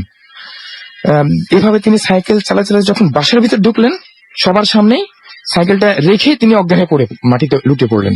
আচ্ছা, এবং সবাই অবাক হয়ে লক্ষ্য করলো যে সাইকেলের পিছনে ক্যারিয়ারের অংশে যেখানে ব্রেক থাকে সেই অংশটাতে একটা বাচ্চার মতো আকৃতি একটা মানুষের ছোট্ট একটা আকৃতির মানুষ বেঁধে আছে এবং সবার চোখের সামনেই এই আকৃতিটা বের হয়ে আসলো এবং খোঁড়াতে খোঁড়াতে খোঁড়াতে খোঁড়াতে উঠান থেকে বের হয়ে বাইরে চলে গেল। এটা সবাই দেখে। এটা সবাই দেখেছে। এবং আমি আসার আগেও আমি ফোন দিয়ে আমি জিজ্ঞেস করেছি, বন্ধু এই ঘটনাটা কি? বলছে না, আমরা সবাই আমার যারা মানে গুরুজন মুরব্বী যারা তারা বলছেন যে তারা দেখছেন এই জিনিসটা সবার চোখের সামনে। ওই বাচ্চা, তার মানে উনি ঠিকই ফিল করেছিলেন যে উনি যখন সাইকেল চালাচ্ছিলেন মনে হচ্ছিল যে পেছন থেকে কেউ টেনে আছে, ভার লাগছিল। এবং বাসায় আসার পরেও হয়তো মানে সবাই না থাকলেও একজনকে সবাই দেখেছেন, যে একজনকে সবাই খোঁড়াতে খোঁড়াতে বেঁধে গিয়েছিল সাইকেলের ক্যারিয়ার এবং খোঁড়াতে খোঁড়াতে সে সেখান থেকে চলে গেছে, উঠোন দিয়ে বের হয়ে ঝোপে চলে গিয়েছে। এই ছিল ঘটনা আমার। অদ্ভুত ব্যাপার। কিন্তু আপনাকে অনেক ধন্যবাদ আপনার ঘটনার জন্য। আমি দেখতে পাচ্ছি যে আমাদের এখানে অলরেডি অনেকে SMS করেছেন। অনামিকা আমাদের বলছেন ফরিদপুর থেকে যে ভাই স্টোরিটা ভালো ছিল। ফুর্তি মিলন আমাদের SMS করেছেন সজীব চিটাগং থেকে এবং খুব মজা করে তিনি ভূত FM শুনছেন এবং লিখেছেন লং লিভ ভূত FM। আমাদের সুজন এবং তানিয়া লিখেছেন ভূত FM আউসাম। আমাদেরকে লিখেছেন সাজিদ গাজীপুর থেকে, তিনি ইউনিভার্সিটি হলের কাহিনী শুনতে চান। আপনার যদি পরিচিত কেউ এরকম কাহিনী জেনে থাকেন, আমি তো গল্প লিখতে পারবো না যে ইউনিভার্সিটি হল দিয়ে, সো অবশ্যই মানে হলে যদি কোনো কাহিনী যদি কারো কাছে থাকে তাহলে ডেফিনেটলি আমাকে একটু পাঠিয়ে দিন প্লিজ। এবং আপনার যদি কেউ পরিচিত থাকে তাহলে জানিয়ে দিন আমাদের কাছে, আমাদের ঠিকানা এবং আমাদের কাছে আসতে অনুরোধ করবেন প্লিজ। ফাহমি লিখেছেন যে অনেক ভালো লাগছে। SH আবরার আমাদেরকে হাজারিবাগ থেকে লিখেছেন। এছাড়াও নিমু আমাদেরকে SMS করেছেন এবং রাতে ঘুম আসবে না, ভালো লাগছে। আমাদেরকে লিখেছেন যে শামীম, যে আমার আচ্ছা এই SMS টি তারপরে পড়তে পারলাম না। আমাদেরকে নাজিয়া SMS করেছেন যে tough to understand the last story. আচ্ছা, লাস্ট স্টোরিটা আমি যদি খুব ব্রিফলি বলি তাহলে ব্যাপারটা এরকম ধরনের যে ওই ভদ্রলোক যখন কোন এক জায়গায় গিয়েছিলেন, সেখানে একটা মহিলার সাথে তার দেখা হয়। খুবই অদ্ভুত, উনি বর্ণনা দিয়েছেন যে সেই আশেপাশে ক্ষেত, তারপর রেল লাইন এ সমস্ত ছিল। সেখানে একজন মহিলা বলছিলেন যে তার বাচ্চাকে খুঁজে দিতে, তার বাচ্চাটা হারিয়ে গেছে, তিনি কাঁদছিলেন। এবং সেই ভদ্রলোক সেই ভদ্র মহিলার কথা শুনে যখন বাচ্চাটা আশেপাশে খুঁজতে শুরু করলেন, একসময় ঝোপের মধ্যে দেখতে পেলেন যে ছোট্ট একটা কিছু বাচ্চা আকৃতিরই, কিন্তু বাচ্চা চাইতেও ছোট একটা কিছু বেরিয়ে আসছে। এবং মহিলাকে যখন বলতে গেলেন যে এই বাচ্চাটা আপনার কিনা, তখন দেখলেন যে মহিলা নেই। একটু পরে যখন ঘুরে বাচ্চার দিকে দেখতে গেলেন, তখন বাচ্চা নেই। একটু পরে দেখলেন যে আবারও মহিলা বলছে আমার বাচ্চাটা কোথায়, এবং তিনি আবারও খুঁজতে খুঁজতে তখন দেখলেন যে বেশ কয়েকটা বাচ্চা একসাথে বেরিয়ে আসছে কোন একটা ঝোপঝাড় থেকে, বা ধান ক্ষেত থেকে, বোধহয় না, ধান ক্ষেত থেকে বেরিয়ে আসছে। এবং তাদের সাথে তার মোটামুটি ধস্তাধস্তি হয়, এবং একটা পর্যায়ে সে কোন রকমে তাদের কাছ থেকে মুক্তি পেয়ে সাইকেল নিয়ে যখন বাড়ির দিকে যান, এবং তখনও মনে হয় যে সাইকেলটা পেছনের দিক থেকে টেনে ধরে আছে অনেক বাচ্চাগুলো, এবং অনেক বাচ্চা টেনে ধরে আছে। এবং যখন বাসায় গিয়ে পৌঁছান, তখন মনে হয় যে আচ্ছা, তখন সবার চোখের সামনে যেটা দেখেন যে একটা বাচ্চা সেই সাইকেলের পেছন থেকে জাস্ট নেমে খোঁড়াতে খোঁড়াতে বাড়ি থেকে বের হয়ে যায়। ঘটনাটা এরকম ছিল। আসলে ঘটনা বুঝতে না পারলেও অনেক সময় আমাদের খারাপ ভালো লাগার কোনো প্রশ্নই ওঠে না। তো যদি বুঝতে না পারেন অবশ্যই বলবেন। আমাদেরকে শেখ আসদুজ্জামান মিন্টু SMS করেছেন। এছাড়া আমাদের SMS করেছেন MD হিমেল। আমাদেরকে অনুপ বিশ্বাস SMS করেছেন মাগুরা থেকে, এবং তারা দুই ফ্রেন্ড মিলে ভূত FM শুনছেন। মেরাজ আমাদের লিখেছেন খুব ভালো লাগছে। নাজ ধানমন্ডি থেকে লিখেছেন লাস্ট স্টোরিটা অনেক ভয়ের, গায়ে কাটা দিচ্ছে। রিন্তু আমাদের লিখেছেন যে আমি বহরমপুরের ছেলে, প্লিজ জায়গার নামটি বলুন। আমি আচ্ছা না, ভেড়ামারার ছেলে, জায়গাটার নামটা কি যেন?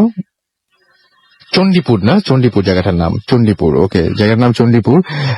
আমাদেরকে লিখেছেন যে বাবু, লিখেছেন যশোর থেকে যে অওসাম। আমাদেরকে তমাল লিখেছেন যে অনেক প্রশংসা করছেন এই ঘটনাটা। কাইফ আমাদের লিখেছেন ভূত FM রক্স। আমাদেরকে এছাড়াও পিয়াসা লিখেছেন মুন্সিগঞ্জ থেকে যে ভূত FM ইজ অওসাম। আমাদেরকে ইব্রাহিম লিখেছেন আই লাভ ভূত FM। আরাফাত আমাদের নারায়ণগঞ্জ থেকে SMS করেছেন। আশিক ধামরাই থেকে আমাদের SMS করেছেন। অ্যামেজিং ইয়াসিন আমাদের লিখেছেন অনেকদিন পর SMS করলাম। প্রিন্স আমাদের কচুঘাট থেকে SMS করেছেন লাস্ট স্টোরিটা অনেক ভালো লেগেছে, তার কাছে অনেক ভয়ঙ্কর মনে হয়েছে। মায়েশা আমাদের ফকিরাপুল থেকে লিখেছে আমি এখন বুঝতে পারছি যে অনেকেই আমাদেরকে বলেন যে গ্রামের ঘটনা বেশি শোনাতে। আসলে গ্রামের ঘটনা শোনার সঙ্গে সঙ্গে আমি যে রেসপন্স দেখছি, সবারই হয়তো গ্রামের ঘটনাগুলো বেশি ভালো লাগে। সবসময় পাওয়া হয়ে ওঠে না, কারণ ঘটনা আমাদের উপরে নির্ভর করে না যে আমরা গ্রামের ঘটনা পাবো না শহরের ঘটনা পাবো। বাট রেসপন্স দেখে বুঝতে পারছি যে গ্রামের ঘটনা সত্যিই আপনাদের অনেক বেশি ভালো লাগে। মেহরাব লিখেছেন অল স্টোরিজ আর নাইস, এবং আমাদেরকে লিখেছেন মিমি। এছাড়া আমাদেরকে তারিক লিখেছেন, আমাদের লিখেছেন এখানে ভালো লাগছে তার কাছে, বিন্দাস লাগছে লিখেছেন। আমাদেরকে জুনায়েদ লিখেছেন, এবং তিনি বলছেন তোমাদের সব সময় তোমাদেরকে শুনি। আমাদেরকে এছাড়াও আকাশ SMS করেছেন আমাদেরকে ভূত FM স্বামী সহ আরো অনেকে। আমি দেখতে পাচ্ছি ফেসবুকে অনেকে আমাদের কমেন্ট করেছেন, এবং MN অমি এখানে লিখেছেন ভাইয়া পিক। আচ্ছা, যে পোস্টটা রয়েছে, দুটো পোস্ট রয়েছে কিন্তু আমাদের, তার মধ্যে একটা পোস্টের ছবি তার কাছে অনেক বেশি ভালো লেগেছে। এবং আমাদেরকে টক ঝাল মিষ্টি নামে একজন এখানে কমেন্ট করেছেন আমি গ্রামের ঘটনা শুনতে চাই। একটু আগে আমরা সেটা করলাম এবং বেশ ভালো রেসপন্স পাচ্ছি আপনাদের কাছে। আমাদেরকে শিহাব করিম পোস্টটার প্রশংসা করেছেন। অ্যাঞ্জেল আলিশা লিখেছেন আই লাভ ভূত FM, এবং আমাদেরকে সূর্য খান লিখেছেন যে ফার্স্ট ঘটনা তার কাছে অনেক বেশি ভালো লেগেছে। আমাদেরকে মোহাম্মদ নুরুজ্জামান হোসাইন রুমি লিখেছেন যে আজকে মাস্ট ভূত FM জোস হবে, এবং আমাদেরকে রায়হান খান সহ আরো অনেকে এখানে ফেসবুকে কমেন্ট করছেন। আমাদেরকে সজল খান এখানে কমেন্ট করেছেন, এবং আমাদেরকে নুসরাত জাহান ঐশী। আপনারা দেখতেই পারেন যে কি কমেন্ট করছেন তারা সবাই। এবং আমাদেরকে দেখতে পাচ্ছি যে আমাদেরকে এখানে নাজমুল ফেসবুকে লিখেছেন যে SMS পড়া হয় না, সুতরাং তিনি ভূত FM আর আসবেন না। আমি থ্যাঙ্কস দিচ্ছি, আমি আপনার কাছে সরি বলছি আপনাকে প্রথমেই, যে এবং আমি ধন্যবাদ জানাচ্ছি তাদেরকে যারা এখনো পর্যন্ত অনেকের SMS পড়া হয় না, তারপরে ভূত FM এর সাথে রয়েছেন। আসলে আমাদের সব SMS পড়তে গেলে সব মানে ঘটনা আরো অনেক কমিয়ে দিতে হবে, সব SMS সবসময় পড়া হয় না, এবং আমি র্যান্ডম SMS পড়ি, সুতরাং এরকম না যে এটা বেছে পড়ছি ওটা বেছে পড়ছি। সাদ্দাম হোসাইন আমাদের লিখেছেন যে আজকের এপিসোডটা জোস। আমাদেরকে আশরাফুল ইসলাম লিখেছেন ভালো লাগছে। সানজিদা সানিয়া লিখেছেন অসাম। এগুলো সবই ফেসবুকে লিখেছেন, আপনারা সবাই গিয়ে সেখানে পড়ে ফেলতে পারেন। আমরা চলে যাব আমাদের পরবর্তী অতিথির কাছে, এবং তিনিও লাস্ট এপিসোডে এসেছিলেন, শেষ করতে পারেননি ঘটনা, তার কাছে আমরা ঘটনা শুনবো। আপনার নামটা প্লিজ আর একবার বলবেন, তারপর আপনার ঘটনায় যাবো আমরা। ধন্যবাদ রাসেল ভাই। আমার নাম মোহাম্মদ হুমায়ুন কবির আকাশ। আমি এসেছি ঢাকা ইউনিভার্সিটি থেকে। আজকে যে ঘটনাটি শেয়ার করব সেটি আমার আম্মুর কাছ থেকে শোনা। আমার আম্মু জন্মগ্রহণ করেছিল স্বাধীনতার বছরে 71-এ, বাট তখন যখন 10-12 বছর বয়স হয় তখন ওনারা বরিশালে থাকতেন আর কি। তো সে সময় আমরা 3 বোন ছিল এবং 1 ভাই ছিল। তো সে সময় তারা কি বাসায় টিউশনি মানে পড়তেন এক টিচারের কাছে আর কি। তো সে ওই আমলে দেখা যাচ্ছে যে সাধারণত লেখাপড়া অতটা বেশি ছিল না, বাট দেখা যাচ্ছে কোনো গ্রামে কেউ পাশ করে দেখতে আসতো যে ম্যাট্রিক পাস করছে, এরকম একটা ব্যাপার স্যাপার ছিল। তো সেই সময় ভালো টিচারও খুব কম ছিল, এই জন্য দেখা যাচ্ছে যে একজন ভালো টিচার পেলে সব আত্মীয় স্বজন বা সবাই তাকে দিয়ে পড়াতো। এরপরে দেখা যেত যে একজন যদি কোনো এলাকায় ভালো টিচারই করতো তাহলে দেখা যেত অন্য টিচাররা তাকে একটু হিংসা বা রেষারেষি যেটা ব্যাপারটা হতো এটা ছিল আর কি। তো আমার আম্মুর ভাই বোন এবং আম্মুকে যিনি পড়াতেন আর কি, তো উনি একজন ভালো টিচার ছিলেন আর কি, স্কুলের টিচার, এবং বেশ মানে মোটামুটি স্বাস্থ্যবান ছিলেন। তো পড়ানো শুরু করার প্রায় 4-5 মাস পরেই দেখা গেল যে হঠাৎ করেই ওই যে শিক্ষক ছিলেন উনি একটু অসুস্থ হয়ে গেলেন মানে উনি হঠাৎ করেই মানে শুকায় যেতে লাগলেন আর কি। তো এটার কি কারণ, এটা উনি অনেক ট্রিটমেন্ট করেছেন, প্লাস সদর হসপিটালে গেছেন, প্লাস উনি ডাক্তার চেম্বারে গেছেন, বাট কোনো রিপোর্টই মানে কোনো কিছু ধরা পড়তেছে না যে এইরকম হয়েছে বা এইরকম হয়েছে। বিভিন্ন ডাক্তার চেঞ্জ করছেন কিন্তু কোনো রকম আর কি সুফল পাচ্ছেন না। পরবর্তীতে ওই শিক্ষকের যে আম্মা ছিলেন উনি একটু আর কি বয়স্ক ছিলেন। তো উনি বললেন যে আমরা তো অনেক দেখেছি, অনেক ডাক্তার দেখাইছে, অনেক কিছু আছে, তো এবার একটু কবিরাজ বা এই টাইপের কোনো ধরনের ট্রিটমেন্ট আমরা করে দেখি। তো উনি কি করলেন, উনি একজন আর কি উনি অন্যজনের মারফত জানতে পারলেন যে এরকম একজন তান্ত্রিক আছে যিনি এগুলা করেন আর কি। তো উনি ওই তান্ত্রিককে আর কি আসতে বললেন বরিশালে, যে আপনি একটু আসেন, আমার ছেলেটাকে একটু ট্রিটমেন্ট বা দেখে যান। তো তান্ত্রিকের ব্যাপারে একটা কথা যেটা মানে তান্ত্রিকের পরিচয় যেটা বলতে হয় সেটা হচ্ছে যে আমরা জানি যে হিন্দুদের মূলত একটা পূজা আছে, সেই পূজাটার নাম হচ্ছে চড়ক পূজা আর কি। তো এই পূজায় দেখা যায় যে সাধারণত এটা আমি যতটুকু ঘটনা কালেক্ট করেছি যে নাটোরে এই পূজাটা হয়, তারপর সুনামগঞ্জের হাওড় এলাকায় এই পূজাটা হয়, এবং শ্রীমঙ্গলেও এই পূজাটা হয়। তো এটা মেনলি দেখা যায় যে যারা এই পূজাটা করে তাদেরকে বলা হয় যে শিব সাধক আর কি। তো এনারা কি করেন, চড়ক গাছটা সংগ্রহ করেন, চড়ক গাছটা সংগ্রহ করে সেটা আর কি ওনারা দেখা যায় বর্ষাকালে যখন পানি আসে তখন এটা ওনারা পানিতে ছেড়ে দেয়, এবং পরবর্তীতে শীতকালে বা পরবর্তী সিজন যখন আসে তখন এটা তাদের বিশ্বাস যে আমরা পুনরায় গাছটা আবার ফেরত পাবো, সেই বিশ্বাসে তারা গাছটা ছেড়ে দেয় এবং পুনরায় তারা পায়ও। তো এই গাছটা উঠে নিয়ে আসার পরে এটাকে সিঁদুর দিয়ে বা বিভিন্ন পূজার যে প্রসিডিউর গুলো আছে সেগুলো দিয়ে আর কি মূলত পূজাটা করা হয়। তখন এই চড়ক গাছটা পূজাটার সিস্টেম হচ্ছে মাঝখানে মাটিতে গাছটা গেঁথে 2 সাইডে 2টা লাঠির মতো দিয়ে ওখান থেকে মানে দুই সাইড থেকে 2টা সুতার মতো টানা হয়, এবং প্রত্যেকটা সুতার মাথায় বড়শির মতো আংটা যেটা বলে লোহার ওটা ঝুলানো হয়, এবং ওই 2 আংটার ভিতরে যে শিব সাধক থাকে বা তাদের অনুসারী থাকে তারা পিঠের মেরুদণ্ডের ওখানে হাড়ের ভিতরে বা চামড়ার ভিতরে যেভাবে হোক তারা মন্ত্র দিয়ে ওটা গেঁথে নেয়, আংটাটা গেঁথে নেয় সে মেরুদণ্ডের ওখানে, এবং ওই চড়ক গাছটা ঘুরতে থাকে এবং তারা কোনো ব্যথা ফিল করে না। তারা বলে যেটা মন্ত্র পড়া, এই জন্য তারা আর কি মানে সিদ্ধি লাভ হবে, এই জন্য তারা এটা করে আর কি। তো যে তান্ত্রিকের কথা এবং মূল ঘটনায় যাচ্ছি, যেই তান্ত্রিকের এই ঘটনা আনা হলো তিনি আর কি একজন শিব সাধক ছিলেন আর কি। আচ্ছা, তো উনি আসলেন, আসার পরে উনি ওই শিক্ষকদের বাসায় গেলেন। বাসায় যাওয়ার পরে উনি দেখলেন যে শিক্ষক প্রায় মানে যায় অবস্থা আর কি, খুবই অসুস্থ, একদম শুকায় গেছে। তো উনি শুয়ে আছেন আর কি বিছানায়। তারপরে উনি বলেন যে ঠিক আছে, তাহলে তুমি এই এক কাজ করো, ইনাকে বিছানা সহ একটু বারান্দার দিকে নিয়ে আসো। তারপর বারান্দার দিকে ওনাকে নিয়ে আসলো, এবং উনি ওখানে বসে যে জপ করে বা মন্ত্র পড়ে যেগুলো পড়ে ওগুলো পড়া শুরু করলেন। কিছুক্ষণ পর পড়া শুরু করার পর দেখা গেল যে শিক্ষক ছিলেন উনি খুব মানে ব্যথায় খুব চিৎকার করতে লাগলেন। তো কি ব্যাপার, চিৎকার করতেছে কেন? তারপরে উনি আর কি উনি সব ওই জায়গায় আমার আম্মুরাও ছিল এবং আমার খালারাও ছিল। ওনারা দেখলেন যে টিচারের যে নাভির এইখানটা টোটালি পুরো একদম মানে নীল কালারের হয়ে গোল মতো হয়ে গেছে নাভির চারিপাশে, ঠিক আছে, একদম মানে চোখের সামনে আপনার মা নিজে দেখেছেন একদম, আচ্ছা, একদম চোখের সামনে নীল হয়ে পুরো জায়গাটা গোল হয়ে ফুটে উঠছে একদম, মানে মানুষের অন্যান্য শরীরে একটু ফর্সা, বাট ওই জায়গাটা একটু নীল হয়ে চারিদিকে ফুলে উঠছে আর কি। তারপরে তারপরে তান্ত্রিক যেটা করলেন, উনি করলেন কি গরম পানি এবং এই লবণ মিশালো পানিতে, এবং উনি তারপরে এটাকে মন্ত্র পড়ে উনি ওই যে টিচার ছিল ওনাকে খাওয়ানোর কিছুক্ষণ পরেই টিচারটা বমি করলেন এবং তারপরে উনি যে বমি করছিলেন ওই বমির ভেতর থেকে তান্ত্রিক করলো কি হাতের নখ এবং কিছু চুলের এগুলো আর কি বের করলে আনলেন। তারপরে বললেন যে এইটা হচ্ছে ওনার মানে যে শিক্ষক ছিল ওনাকে কোনোভাবে হয় কাছের লোক বা অথবা দাওয়াত করে কেউ খাওয়াইছে, কিংবা কোনো খাবারের মাধ্যমে ওনাকে এটা খাওয়ানো হয়েছে, যার কারণে এটা ওনার পেটের ভিতরে ছিল আর কি। তারপরে বললো যে এখন কি করা যায়। তখন উনি তান্ত্রিক বললেন যে উনি আর একটু মন্ত্র সাধনা করলেন এবং বললেন যে তোমাদের বাসার পিছনে দেখো একটা লাউ ক্ষেত আছে, মানে লাউ গাছ আছে, যেটা ওটার মাচা আছে, ওটার মাচার ঠিক মাঝামাঝি 3 হাত মাটি খুঁড়বে। 3 হাত মাটি খোঁড়ার পরে দেখো এখানে কি পাওয়া যায়। তো যখন আমি একদম মানে আমার আম্মু, মানে একটা মানুষ যখন কথা বলে তখন চোখ দেখে কিন্তু বোঝা যায় যে সত্য বলতেছে। মানে আমার আম্মুর অভিব্যক্তটা এরকম ছিল যে মানে তারা সেখানে গেছে, যাওয়ার পরে মাটি খুঁজছে, 3 হাত খুঁজছে, খোঁজার পরে দেখা যায় যে মেটে হাড়ি, যেটা মানে মাটির হাড়ি যেটা বলে যে পোড়ায় যেটা হয় লাল কালারের, ওই মাটি ওরকম একটা হাড়ি ওই একদম ক্ষেতের মাঝখানে পোতা 3 হাত নিচে, এবং ওইটার ভিতরে একটা সাবান,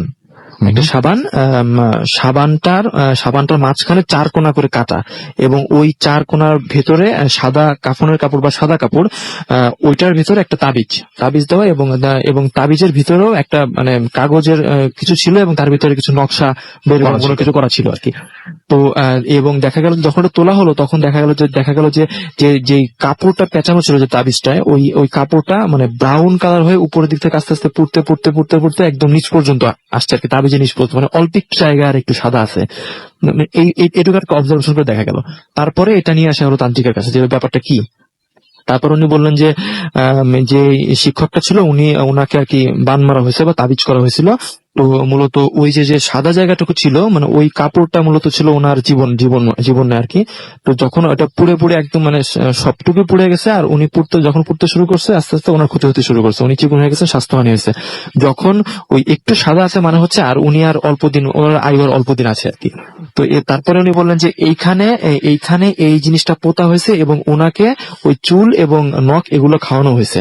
সুতরাং এই দুইটার ভিতরে একটা কানেকশন তৈরি করা হয়েছে যে এই দুটো একসঙ্গে থাকলে যতদিন পর্যন্ত একসঙ্গে থাকবে ততদিন পর্যন্ত ওনার উপর এই বানটা কার্যকর থাকবে আর কি। তার পরবর্তীতে এটা ওনার বানটা কেটে যাওয়ার পরে তান্ত্রিক ওখান থেকে চলে যাওয়ার পরে রাসেল ভাই যেটা হয় যে মানে ওই যে টিচার ছিল ওনাকে পরবর্তীতে আর বেশি দিন বাঁচানো যায় নাই। তারপরে দেখা যাচ্ছে যে মোস্ট প্রবাবলি 10 থেকে 15 দিন পরে ওই শিক্ষকটা আর কি মারা যান। পরবর্তীতে লোকজন ধারণা করে যে উনি অনেক ভালো পড়াতেন, ভালো টিচাররা ওনার জন্য স্টুডেন্ট পেতেন না, সো এই জন্য আর কি ওনাকে রেষারেষি করে বা মন থেকে বা হিংসা করে এই ঘটনাটা আর কি ঘটানো হয়েছে। আসলে এটাই ছিল আমার ঘটনা। আপনাকে অনেক ধন্যবাদ। আমরা আরো একটা ব্ল্যাক ম্যাজিক বা এরকম টাইপের কিছু একটা শুনলাম। আমি দেখতে পাচ্ছি যে আমাদেরকে নিলয় SMS করেছেন রায়পুরা নরসিংদী থেকে, এবং তিনি বলছেন যে যতদিন মাসুম ভাই থাকবেন ততদিন ভূত ফিল্মের ব্যাকগ্রাউন্ড মিউজিকটা অসম হবে ইনশাল্লাহ। নীরব আমাদের লিখেছেন যে তিনি বাসায় পৌঁছেছেন। আচ্ছা, তো মনেই ছিল না, অনেকেই ঢাকা ছাড়তে শুরু করেছেন অলরেডি। আমি বিভিন্ন নিউজে দেখছি যে অনেকেই জ্যামের কবল থেকে বাঁচার জন্য অনেকেই পরিজনকে মানে যারা ফ্যামিলিতে যারা বাচ্চা রয়েছেন, যারা একটু বয়স্ক রয়েছেন তাদেরকে এখনই গ্রামের বাড়িতে রেখে আসছেন, এবং অনেকেই এখন হয়তো জার্নিও করছেন। আজকে যেহেতু শুক্রবার, আজকেও দেখেছি অনেক মানুষজনকে ব্যাগ নিয়ে বেরিয়ে যেতে, এবং হয়তো তারা সবাই দেশের বাড়িতে যাচ্ছেন অনেক আগেই এবং কিন্তু লম্বা ছুটি, সুতরাং অনেকে হয়তো বিভিন্ন সময় যাবেন। ইনফ্যাক্ট আমাদের এখানে যে আকাশ ঘটনা শেয়ার করেন উনিও কালকে সকালবেলায় চলে যাবেন। উনি আজকে শুধুমাত্র এখানে ঘটনা শেয়ার করার জন্য আছেন, এবং আজকে রাতটাতেই মানে একটু প্রেশার হয়ে যাবে, তারপরে উনি এসছেন শুধুমাত্র ঘটনা শেয়ার করার জন্য, এবং কালকে তিনি বাড়ি চলে যাবেন। মহাখালী থেকে আমাদের ফয়সাল লিখেছেন দারুণ হচ্ছে। আমাদেরকে রূপকথা মগবাজার থেকে লিখেছেন আরো ভয় পেতে চান তিনি। আমাদেরকে সাজ্জাদ পাভেল লিখেছেন বরিশাল থেকে। আমাদেরকে আলম গাজীপুর থেকে লিখেছেন। আমার কাছে মনে হয় যে ভয় পাওয়াটাও একটা ব্যাপার, আসলে সবাই বোধহয় ভয় পায়ও না, মানে যারা নির্ভীক তাদেরকে ভয় পাওয়ানো তো খুব মুশকিল আসলে। সিয়াম আমাদের লিখেছেন যে ভালো লাগছে। মজিব রাকিব আমাদের লিখেছেন, আচ্ছা আমি একটা জিনিস জানতে চাই যে ভয় পান আর না পান এনজয় করছেন কিনা সেটা একটু জানতে চাই। SMS করে প্লিজ আমাদের একটু জানিয়ে দিবেন, এবং কোন ধরনের ঘটনা শুনতে চান, কোন ধরনের ঘটনাগুলো ভালো লাগে, সেই ধরনের ঘটনাগুলো আমরা বেশি কালেক্ট করার চেষ্টা করবো ইনশাল্লাহ, যদি আমাদের হাতে পুরোটা নাই। মারুফ আমাদের টঙ্গী থেকে টঙ্গী গাজীপুর থেকে লিখেছেন, শুভ্র আমাদের চট্টগ্রাম থেকে লিখেছেন কুষ্টিয়ার স্টোরিটা অনেক ভালো ছিল। আমাদেরকে ফুর্তি থেকে উত্তম কুমার লিখেছেন চট্টগ্রাম থেকে, আচ্ছা ফুর্তি উত্তম কুমার চট্টগ্রাম থেকে SMS করেছেন। এছাড়া আমাদেরকে SMS করেছেন দেখতে পাচ্ছি নূর মোহাম্মদ আলী বাবু আমাদের যশোর থেকে লিখেছেন সাউন্ডটা ভয় লাগছে। আমাদেরকে রিদওয়ান লিখেছেন লালবাগ থেকে লাভ ভূত FM। মালিহা আমাদের লিখেছেন ব্যাকগ্রাউন্ড মিউজিকটা অসম। আমাদেরকে এছাড়াও আবরার SMS করেছেন আরো অনেকেই। এখানে দেখতে পাচ্ছি যে আমাদেরকে ফেসবুকে লিখেছেন এবং তিনি বলেছেন যে তিনি আজকে আমাদেরকে বিডি বয় ইলিয়াস লিখেছেন যে রাসেল ভাই আজকে তিনি বিয়ে করেছেন এবং ফার্স্ট তিনি তার ওয়াইফের সাথে ভূত FM শুনছেন এবং আজকে ভয় লাগছে না তার কাছে, এবং একসাথে শুনছেন দুইজনে, ভয় লাগছে না। গল্পগুলো আজকে অনেক ভালো অনেক ভালো এবং ভয় পাচ্ছি লিখেছেন রং পেন্সিল। আমাদেরকে KM খান আব্দুল্লাহ লিখেছেন লাভ ভূত FM। আমাদেরকে দেখতে পাচ্ছি শেখ রসুল SMS করেছেন দেখতে পাচ্ছি আমাদের, এবং তিনি লিখেছেন ভূত FM অসাম। আমাদেরকে এছাড়াও দেখতে পাচ্ছি রাফি হক SMS করেছেন এবং আমাদেরকে SMS করেছেন MD মোরসালিন হক। এছাড়া আমাদেরকে SMS করেছেন দেখতে পাচ্ছি নাসরিন, SMS না এখানে সব কমেন্ট করছি, নাসরিন আক্তার লিখেছেন আই লাভ ভূত FM। এছাড়া আমাদেরকে দেখতে পাচ্ছি ভ্যাম্পায়ার সবুজ লিখেছেন আই লাভ ভূত FM। একই কথা লিখেছেন আমাদেরকে আমার কোনো স্বপ্ন নাই, মানে নাম এটা ফেসবুক নেই আর কি। ফাহমিদা আমাদের লিখেছেন যে তার কাছে ভালো লাগছে। এছাড়া আমাদেরকে দেখতে পাচ্ছি আরো অনেকে এখানে কমেন্ট করেছেন। সাইরা আক্তার করি লিখেছেন আই লাভ ভূত FM। দুর্জয় সরকার আমাদেরকে এখানে কমেন্ট করেছেন আমাদেরকে। এছাড়া শুভ দেওয়ান এবং তিনি আরো ভয় পেতে চান সেটা লিখেছেন। আপনি যে এখানে কমেন্ট করতে পারেন এবং শেয়ার করতে পারেন, আপনার আমাদের এই পোস্টগুলো লাইক দিতে পারেন। এখানে আমি চলে যাচ্ছি, আরো একবার জানিয়ে দিতে চাই যে কি করতে হবে আমাদের সাথে কমিউনিকেট করতে গেলে। প্রথমে জানিয়ে দিই, আমাদের যদি SMS করতে চান তাহলে মোবাইলের মেসেজ অপশনে গিয়ে টাইপ করুন ফুর্তি FORTI ফুর্তি, স্পেস দিয়ে লিখুন আপনার নাম, স্পেস দিয়ে আপনার মেসেজ পাঠিয়ে দিন 9840 নাম্বারে। আমাদেরকে যদি ইমেল করতে চান তাহলে আমাদের ইমেল অ্যাড্রেস হচ্ছে bhutfm@radiofurti.fm, which is BHWTFM@radioforti.fm। আপনার নাম, ঠিকানা এবং ফোন নাম্বার সহ আপনার জীবনে ঘটে যাওয়া সেরা ঘটনাটি পাঠিয়ে দিন আমাদের কাছে। যদি আমাদেরকে ইমেলের শুরুতে একটু প্লিজ উল্লেখ করবেন যে আপনি এখানে স্টুডিওতে এসে শেয়ার করতে চান ঘটনা, নাকি আপনি চান যে আপনার ঘটনাটা আমরা পড়ে শোনাই। যারা আমাদের দেশের বাইরে রয়েছেন তারা সরাসরি ঘটনাটা রেকর্ড করে অডিও ক্লিপটি পাঠিয়ে দিন আমাদের কাছে। আর যারা ফেসবুকে কমেন্ট করতে চান তারা চলে যান www.facebook.com/radiofurti। নতুন অতিথি নিয়ে ফিরে আসবো একটু পরেই। আপাতত ছোট একটা বিরতিতে যাব, সেই পর্যন্ত আমাদের সাথেই থাকুন। স্টে টিউনড টু রেডিও ফুর্তি and don't stop the ফুর্তি comes alive.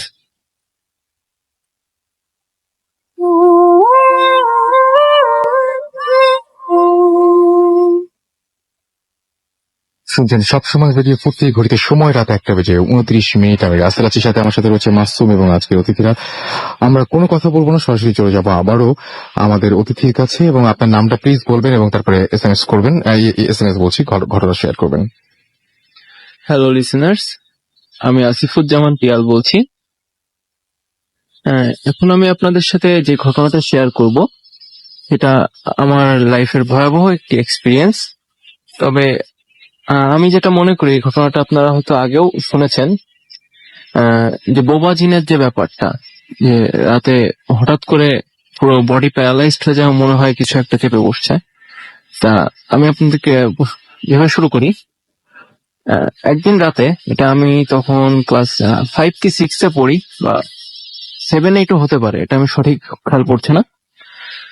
আমি রাতে একটি স্বপ্ন দেখছি, দুঃস্বপ্নের মতোই, যেভাবে আমি প্রতি রাতে, আমি সত্যি কথা বলতে আজ পর্যন্ত আমি কোনো স্বাভাবিক স্বপ্ন দেখিনি।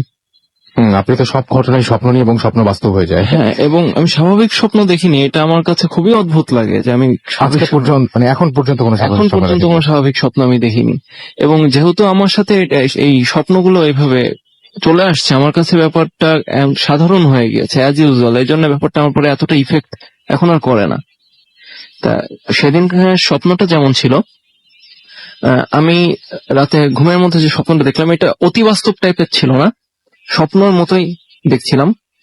যে আমি উড়ে বেড়াচ্ছি, লাফ দিয়ে এক জায়গা থেকে উড়ে আরেক জায়গায় যাচ্ছি, এক জায়গা থেকে উড়ে আরেক জায়গায় যাচ্ছি, জঙ্গল টাইপের, মাঠ টাইপের, ঠিক আছে, এমন একটা এনভায়রনমেন্ট ছিল। রাত, স্বপ্নেও রাত, তখন দিন না।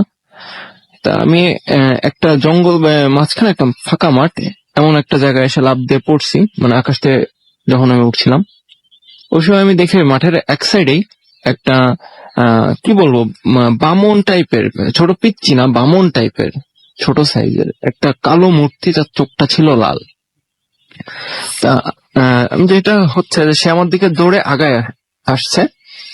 তখন আমি তার থেকে বাঁচার জন্য তার সাথে যুদ্ধ শুরু করলাম। স্বপ্নের মধ্যে আমি তার সাথে ফাইট করছি এবং সে আমার সাথে ফাইট করছে, খুব ফাইট হচ্ছে। তা একটি পর্যায়ে হঠাৎ করে এনভায়রনমেন্টটা চেঞ্জ হয়ে গেল।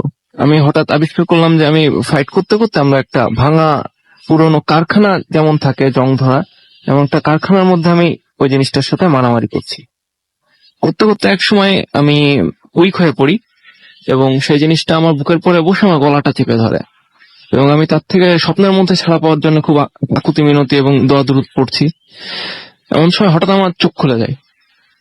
তখন আমার ঘুম ভেঙে গেছে, আমি চোখ খুলে যেটা আমি দেখি খুবই ভয়াবহ একটা জিনিস, যে সেই জিনিসটাই, যে জিনিসটা আমি স্বপ্নে দেখেছি, সেটা আমার বুকের পরে বসে আমার গলাটা চেপে ধরে আছে, চোখটা লাল। এটা বাস্তবে? এটা বাস্তবে। তখন বাস্তব, তখন আমার জ্ঞান আছে, বাস্তব। তখন আমি যেটা ফিল করি যে আসলে আমি ফুললি প্যারালাইজড, আমার কোনো কিছুই নড়াতে পারছি না, মুখে কথাও বলতে পারছি না। হ্যাঁ, মানে অনেকেই বোবা ধরে এরকম বলেন, তারপর অনেকে বলেন যে না, এটা ফিজিক্যালি মানে জাস্ট অনেক সময় দেখা যায় যেরকম মানে শোয়ার কোনো ভুল হলে বা হয় এরকম। বাট আপনার ঘটনাটা একটু অন্যরকম। আমি এই জন্য বলবো যে আপনি স্বপ্নে ঠিক যা দেখলেন, ঘুম ভাঙার পরে দেখছেন যে বাস্তবে ঠিক তাই হচ্ছে। জি রাসেল ভাই, খুবই একদম অদ্ভুত সেই ব্যাপার। জিনিসটাই যেটার সাথে আমি স্বপ্নে আসলে ফাইট করছিলাম, সেই জিনিসটাই যেভাবে আমার বুকের পরে চেপে আমার গলাটা চেপেছিল সেভাবেই। আমি কথা বলতে পারছি না, টোটালি প্যারালাইজড। আমি জোরে জোরে গুঙানোর যে শব্দ, সেভাবে গুঙাচ্ছি এবং হচ্ছে মনে মনে দোয়া দরুদ যা জানতাম পড়ছি। এমন সময় আমার গুঙানোর সাউন্ডটা আমার পাশে আমার আম্মু ছিল, আব্বু ছিল পাশের রুমে, তারা শুনতে পায়। আম্মু উঠে আসে, উঠে এসে রুমের লাইটটা অন করার সাথে সাথে আমাদের পাশে যে জানালাটা ছিল, জানালাটা ধাপ করে আওয়াজ হলো, মানে কিছু একটা বন্ধ হয়ে গেল বা কিছু চলে গেল। একটা চলে গেল, ধাপ করে একটা আওয়াজ হলো এবং আমি তখন হচ্ছে ওই বউ আজিনটা ছেড়ে দিলে আমি আবার নর্মাল পর্যায়ে চলে আসলাম। এবং Okay. তখন আসলে যে ফিলিংসটা ছিল আসলে ভাইয়া, আমি বুঝতে পারছি। এবং খুবই আজকে যদি রাত্রেবেলা কারোর সাথে এরকম ঘটে তাহলে বুঝতে পারবেন। না, আমি চাই না সেটা, আবার চাইও ঘটনা পাওয়ার জন্য। আচ্ছা, আমরা পরবর্তী আমাদের যে অতিথি আছে তার কাছে যাই, তার ঘটনায়। এবং আমরা মাঝখানে দেখতে পাচ্ছি অনেকে SMS করছেন, আজকে অনেকেই প্রশংসা করছেন আজকে এপিসোডের, এবং আশা করছি যে আপনাদের সবার কাছে ভালো লাগছে। আমাদেরকে দেখতে পাচ্ছি সাদাত আকরাম তিতাস কুমিল্লা থেকে লিখেছেন ঘটনাগুলো খুব ভালো লাগছে। আমাদেরকে পলাশ লিখেছেন আই লাভ ভূত এফএম স্টোরিগুলো। আচ্ছা, পিয়াল ভাই স্টোরিগুলো ভালো লাগছে। পিয়াল ভাই ইনশাল্লাহ আবারও আসবেন। প্রমি আমাদেরকে চাঁদগা থেকে SMS করছেন, এছাড়াও আমাদেরকে SMS করছেন, আরো অনেকেই দেখতে পাচ্ছি SMS করেছেন, সেটা ফেসবুকের কমেন্ট তো রয়েছেই। আমরা চলে যাই পরবর্তী ঘটনা। আপনার নামটা প্লিজ একটু বলবেন, তারপর আপনার ঘটনায় যাবো। হ্যালো রিসার্চ, আমি হাসিব, উত্তরা থেকে এসেছি। পড়াশোনা গাজীপুর টেক্সটাইল ইঞ্জিনিয়ারিং টেকনোলজি। ওকে, আপনি পিয়ালের সাথে এসেছেন গতদিনের মতো, হ্যাঁ। আজকেও পিয়ালের সাথে এসেছেন। শুনি আপনার ঘটনা। আমি যে বাসাটায় থাকি এটা হচ্ছে একটা চিলেকোটার বাসা। তো গত ফেব্রুয়ারিতে আমি বাসাটায় উঠি। ওখানে অনিক ভাই, রাকিব ভাই, আবির ভাই, 3 জন বাসাটায় থাকে আর কি। 1 মাস যাওয়ার পর হঠাৎ করে রাকিব ভাই, হুজুর মানুষ, অনেক হুজুর প্রকৃতির, তো উনি আর আমি 2 জন বাসায় একা একা আছি, কথাবার্তা হচ্ছে। রাকিব ভাই হঠাৎ করে আমাকে বললো যে তুমি জানো এই বাসায় এরকম একটু সমস্যা হয় আর কি। তো আমি বললাম যে কি টাইপের সমস্যা? তো বলছে যে এরকম মাঝে মাঝে যখন একা থাকি তখন রাত্রেবেলা খুব প্রবলেম করে আর কি। ইভেন কয়েকবার নিচে চাচাকেও ডেকে আনতে হয়েছে আর কি, আমার এখানে থাকার জন্য আর কি। তো আমি বললাম যে প্রবলেম গুলো কেমন? তো বলছে যে ছাদে অনেক জোরে জোরে আওয়াজ করে। ইভেন অনিক ভাই কয়েকবার মানে আতরে মুখটা খুললে যে একটা গন্ধ, মনে হচ্ছে সমস্ত বাতাসে রুমটাতে এরকম গন্ধ এসে মানে ভরে গেছে একটা আর কি, মানে এক জায়গায় জমে গেছে গন্ধটা আর কি, এরকম আর কি। আর এই জিনিসটা সে মানে কখনোই গায়ে লাগায় না আর কি। তো আমাকে রাকিব ভাই বলছে যে আমার তো এক্সাম মাঝখানে কি শেষ হয়ে যাবে, তো আমি অনেক তো চলে যাব, বাসায় চলে যাব, তখন তুমি একা কিভাবে থাকবো আর কি। তো আমি বললাম যে সমস্যা না, আমার ফ্রেন্ড উৎসব আছে, আমি ওকে বললে ও আমার এখানে এসে থাকবে আর কি। তো রাকিব ভাইদের এক্সাম শেষ, রাকিব ভাই চলে যাবে। অনেক ভাই আমাকে অনেকবার বলছে যে তুই চল, যশোরে চল, একসাথে যাই, বাসায় একা থাকার দরকার নেই। আমি বললাম যে না হয়, আমার ক্লাস চলতেছে, তো আমি পারবো না। এবার যেটা হয়েছে যে ভাইরা চলে গেছে, যার পর আমি আমার ফ্রেন্ডকে বললাম যে আয়, এসে আমার বাসায় থাক। তো ওই 2 দিন ছিল, যেন ওর বাসার থেকে প্রবলেম হয়েছে, ও আবার চলে গেছে। তো আমি আমার আরেক ফ্রেন্ড রাজুকে এনে বললাম যে তুই কিছুদিন থাক, যে ভাইরা যতদিন না আসে তুই থাক। তো ওই দিন রাত্রে মূলত ঘটনা ঘটে আর কি। দেন যেটা হয় যে রাজু আর আমি বসে আছি, এমনি অনেক সময় আমাদের ছাদের যে স্টিলের দরজা, চিলেকোঠার যে সাপটার, ওইটাতে নক করে আর কি। তো এটা সবাই ফান হিসাবে নেয় আর কি, নক করে, অনেক সময় মজা করে আর কি। তো ওই দিন রীতিমতো নক করছে, দরজাতে নক করছে বলে রাজু একটু চমকায় গেছে, আমার দিকে তাকাইছে। তো বলছি যে এটা কিসের শব্দ দোষ? তাই বলছি যে সমস্যা নেই, এরকম সমস্যা আর কি হয়, তো তুই রিল্যাক্স থাক আর কি। তো ও একটু ফান করে বলছে কি যে আমার আরেকটা জোরে দেন তো। যখনই বলছে তখন দরজায় আরেকটা জোরে আঘাত করছে, স্টিলের একটা দরজা কেঁপে উঠছে। উঠলে ও বিষয়টা আরো ভয় পেয়ে গেছে। তো আমি ওরা বললাম যে আরে থাম, তুই, সমস্যা না, এটা এরকম হয় আর কি। তা ও আরো ফান করার জন্য ও বলছে মামা আরো জোরে দেন। যখনই বলছে তখন দরজাটাতে এত জোরে একটা লাথি মারছে, মনে হচ্ছে দরজাটা ভেঙে যাবে আর কি। তো ও মূলত কান্নাকাটি শুরু করে দিয়েছে যে আমি থাকবো না, আমি চলে যাবো, বাসায় চলে যাবো। পরদিন সকালে চলে গেছে। ওই দিন রাত্রে আমি সম্পূর্ণ একা। ওই দিন যেটা হয়েছে যে একসাথে ক্লাসে গেছি, ক্লাস করে এসে আমি 3:30টার দিকে খুব টায়ার্ড, তো আমি ঘুমাই পড়ছি। 9টার দিকে হঠাৎ করে আমার ঘুম ভাঙছে, রুম টুম সম্পূর্ণ অন্ধকার একদম। তারপর আমি লাইটার জ্বালাইছি, জ্বালার সাথে সাথে কারেন্ট চলে গেছে। আর দেখলাম যে দমকা বাতাস, এবার কাল বৈশাখী ঝড় যেটা হলো ওই দিনকার। তো আমি জ্বালা টালা সব টেনে দিছি, যে তখন বৃষ্টি শুরু হয়ে গেছে। আমি ক্লাস করে এসে জুতাটা ছাদে যেয়ে রেখে দিছি।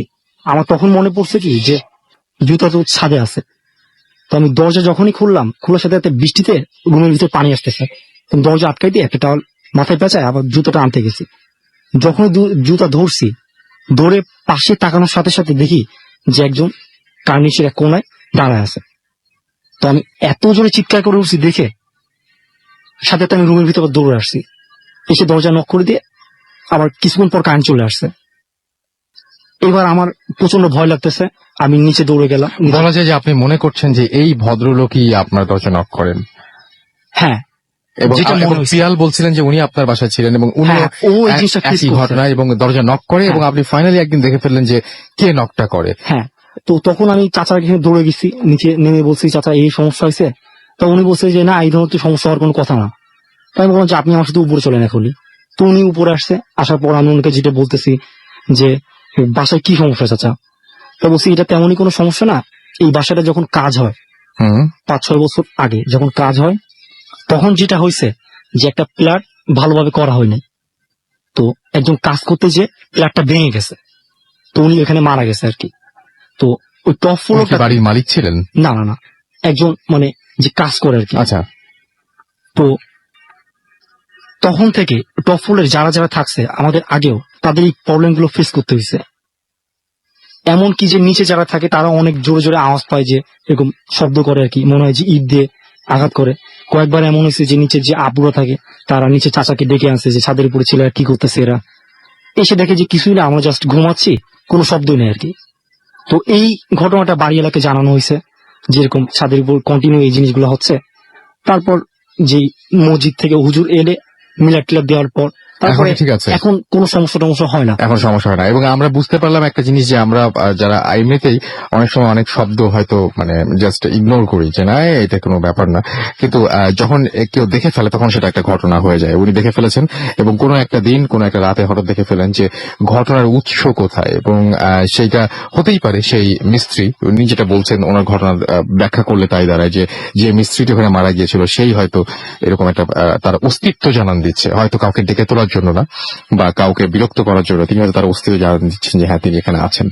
এনিওয়েজ, আমরা চলে যাবো একটা ছোট্ট বিরতিতে এবং বিরতির পরে আবারও ফিরে আসবো এবং আশা করছি যে ততক্ষণ পর্যন্ত আমাদের সাথে থাকবেন। আর মাঝখানে আপনারা যারা SMS করতে চান, মোবাইলের মেসেজ অপশনে গিয়ে টাইপ করুন ফুর্তি FORTI, ফুর্তি স্পেস দিয়ে লিখুন আপনার নাম, স্পেস দিয়ে আপনার মেসেজ পাঠিয়ে দিন 9840 নম্বরে। যারা ইমেল করতে চান ইমেল করুন, আমাদের ইমেল অ্যাড্রেস হচ্ছে bhutfm@radiofurti.fm, which is BHWTFM@radioForti.fm। আপনার নাম, ঠিকানা এবং ফোন নাম্বার সহ আপনার জানা সেরা ঘটনাটি পাঠিয়ে দিন আমাদের কাছে। আমরা পরবর্তী ঘটনায় যাওয়ার আগে নিচ্ছি ছোট্ট একটা বিরতি। Stay tuned to Radio Furti and don't stop the Furti.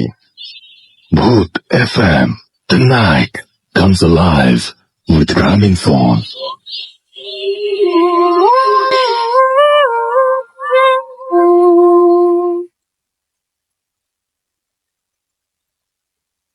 শুনছেন সবসময় রেডিও ফুর্তি। ঘড়িতে সময় রাত 1:45। আমি রাসেল আছি, সাথে আমার সাথে রয়েছে মাসুম এবং আজকের অতিথিরা।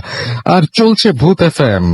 আর এখন ভূত FM একটি অন্যরকম উইথ গ্রামীণ ফোন, আপনারা সবাই জানেন, এবং আপনাদের সহযোগিতা পেলে আমরা যেতে চাই বহুদূর। আমরা আরো একবার জানিয়ে দিই যে আমাদের এখানে কিভাবে আসতে হবে। আমাদের এখানে আসার নিয়মটা হচ্ছে আপনি আমাদের যে ইমেল অ্যাড্রেসটি আছে সেখানে আপনার ঘটনাগুলো লিখে পাঠিয়ে দিন, এবং আমাদের ইমেল অ্যাড্রেসটি হচ্ছে bhutfm@radiofurti.fm। আপনার জীবনে ঘটে যাওয়া সেরা ঘটনাটি পাঠিয়ে দিন আমাদের কাছে, এবং অবশ্যই উল্লেখ করুন যে ঘটনাটি আপনি আমাদের এখানে এসে শেয়ার করতে চান, নাকি আপনি চান যে আপনার ঘটনাটা আমরা পড়ে শোনাই। যারা দেশের বাইরে রয়েছেন তারা অনুগ্রহ করে আপনার ঘটনাটি রেকর্ড করুন এবং পাঠিয়ে দিন অডিও ক্লিপটি আমাদের কাছে। আমাদের শেষ অতিথি এসছেন ঝিনাইদহ থেকে, এবং ঝিনাইদহ থেকে তিনি আমাদেরকে লাস্ট টাইম একটা SMS করেছিলেন, এবং সেখান থেকে উনি অনেক আগ্রহ নিয়ে এখানে এসছেন, এবং আমরা তার কাছ থেকে ছোট্ট ঘটনা শুনবো, যদিও হাতে একেবারেই সময় কম, তারপরে শুনবো। আপনার নামটা প্লিজ একটু বলবেন। হ্যালো লিসেনার, আমার নাম আব্দুল্লাহ, আমি ঝিনাইদহ মহেশপুর থেকে এসেছি। কি ঘটেছিল আপনার সাথে? আমি সরাসরি ঘটনায় চলে যাই। আমি মাস দুয়েক আগে হবে, আমি আমার নানুর বাড়িতে বেড়াতে যাই। তো বেড়াতে যাওয়ার পরে রাত 10টা বাজে। তো ওই সময় আমি উঠানের মাঝখানে চেয়ারটা নিয়ে বসে থাকি। তো বসে থাকার কারণে বসে থাকি দুয়ারের মাঝখানে। তো কিছুক্ষণ পর একটা নুপুরের আওয়াজ শুনতে পাই। তো নুপুরের আওয়াজটা শুনতে পাই, তখন আমি ওটাকে কিছু মনে করি না। দেন ওটা আস্তে আস্তে ওটা আমার কাছে আসতে থাকে। তো ওইটা আমি তখন ভয় পেয়ে যাই যে এই আওয়াজটা আস্তে আস্তে আমার কাছে চলে আসছে এবং অনেক জোর হতে থাকে।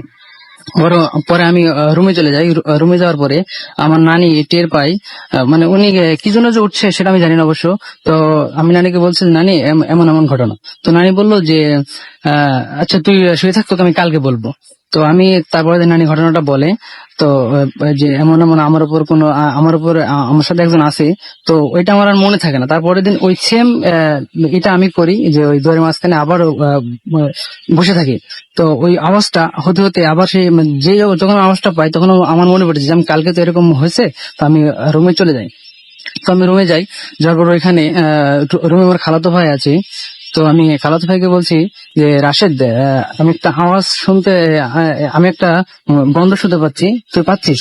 রুমে যাওয়ার সাথে সাথে একটা এমন একটা সুগন্ধ আসলো, সে গন্ধটা আমি আগে কখনো পাই নাই। তখন আমি বলছি, ওকে বললাম, ও বলছে যে হ্যাঁ ভাই আমি পাইতেছি। তো তখন আমি আবার নানিকে ডাক দিলাম। তো নানি বললো যে তোকে না বলছি তুই হচ্ছে এইসব বিষয়ে কোনো কথা বলবি না। তো যখন কথা বলার ঠিক 2-3 মিনিটের ভেতরে গন্ধটা আর নাই। তো আমার ওই নানির সাথে এই ঘটনাগুলো আমার শুধু আমার নানি ফেস করতে পারে, এবং আমার নানিকে অনেকে হেল্প করে। এবং ওই নানিদের বাড়িতে তার 4-5 দিন আগে একজন দুয়ারের মাঝখানে ভুট্টা বাজতেছিল। তো ভুট্টা বাজতেছিল, তার ঠিক দুপুর বেলা আজান দেবে তার 1 মিনিট আগে হঠাৎ করে ওনার গালে একটা চড় মারে যে তুই আমার রাস্তায় বসে আছিস, তো এত বড় সাহস। তখন উনি বলতেছিল যে আপনি কে? ঠিক আছে, কিছু দেখতে পায় না, সে অবাক হয়ে যায় যে কেউ নেই। তখন আমার নানি ওখান থেকে বুঝতে পারে যে ওনার সাথে যে একটা কেউ আছে, সে করছে। পরে ওনাকে বললো যে আচ্ছা তুই ওখান থেকে সর, আমি বুঝতে পারছি। ধন্যবাদ আপনাকে, অনেক ধন্যবাদ। আমি বুঝতে পারছি যে আপনার নানির সাথে কিছু একটা আছে, এবং সেটা আপনার নানি শুধু অনুভব করতে পারে না, আরো অনেকে অনুভব করতে পারে। কেউ দেখতে না পেলেও আপনার নানির সাথে দেখতে পান, এবং আপনার নানি জানিয়েছেন যে তার সাথে একটা জিন আছে যে জিনটা কিনা তার যে যাওয়া আসার পথ সেখানে কেউ যদি পথ আটকায় তাহলে সেটা সে পছন্দ করে না। এনিওয়েজ আমার দেখতে পাচ্ছি এখানে অনেক ফেসবুকে অনেক কমেন্ট এখানে অলরেডি চলে এসছে এবং আমি দেখতে পাচ্ছি সাইফুল ইসলাম আমাদের SMS করেছেন এবং তিনি বলছেন যে আরো অনেক ঘটনা চান প্রতি এপিসোডে। আমাদের তাহলে প্রচুর ঘটনা আপনার দিতে হবে। আসলে ব্যাপারটা হচ্ছে ঘটনা তো মানে আমরা চাই, তবে আপনাদের কাছ থেকে সাড়া পেলে যত বেশি সাড়া পাবো তত বেশি ঘটনা আমরা বাড়াবো ইনশাল্লাহ। আমাদেরকে এছাড়াও সাইদুল ইসলাম সজল লিখেছেন, এক একটা ভূত FM শুনছেন, ভয় করছে তার কাছে।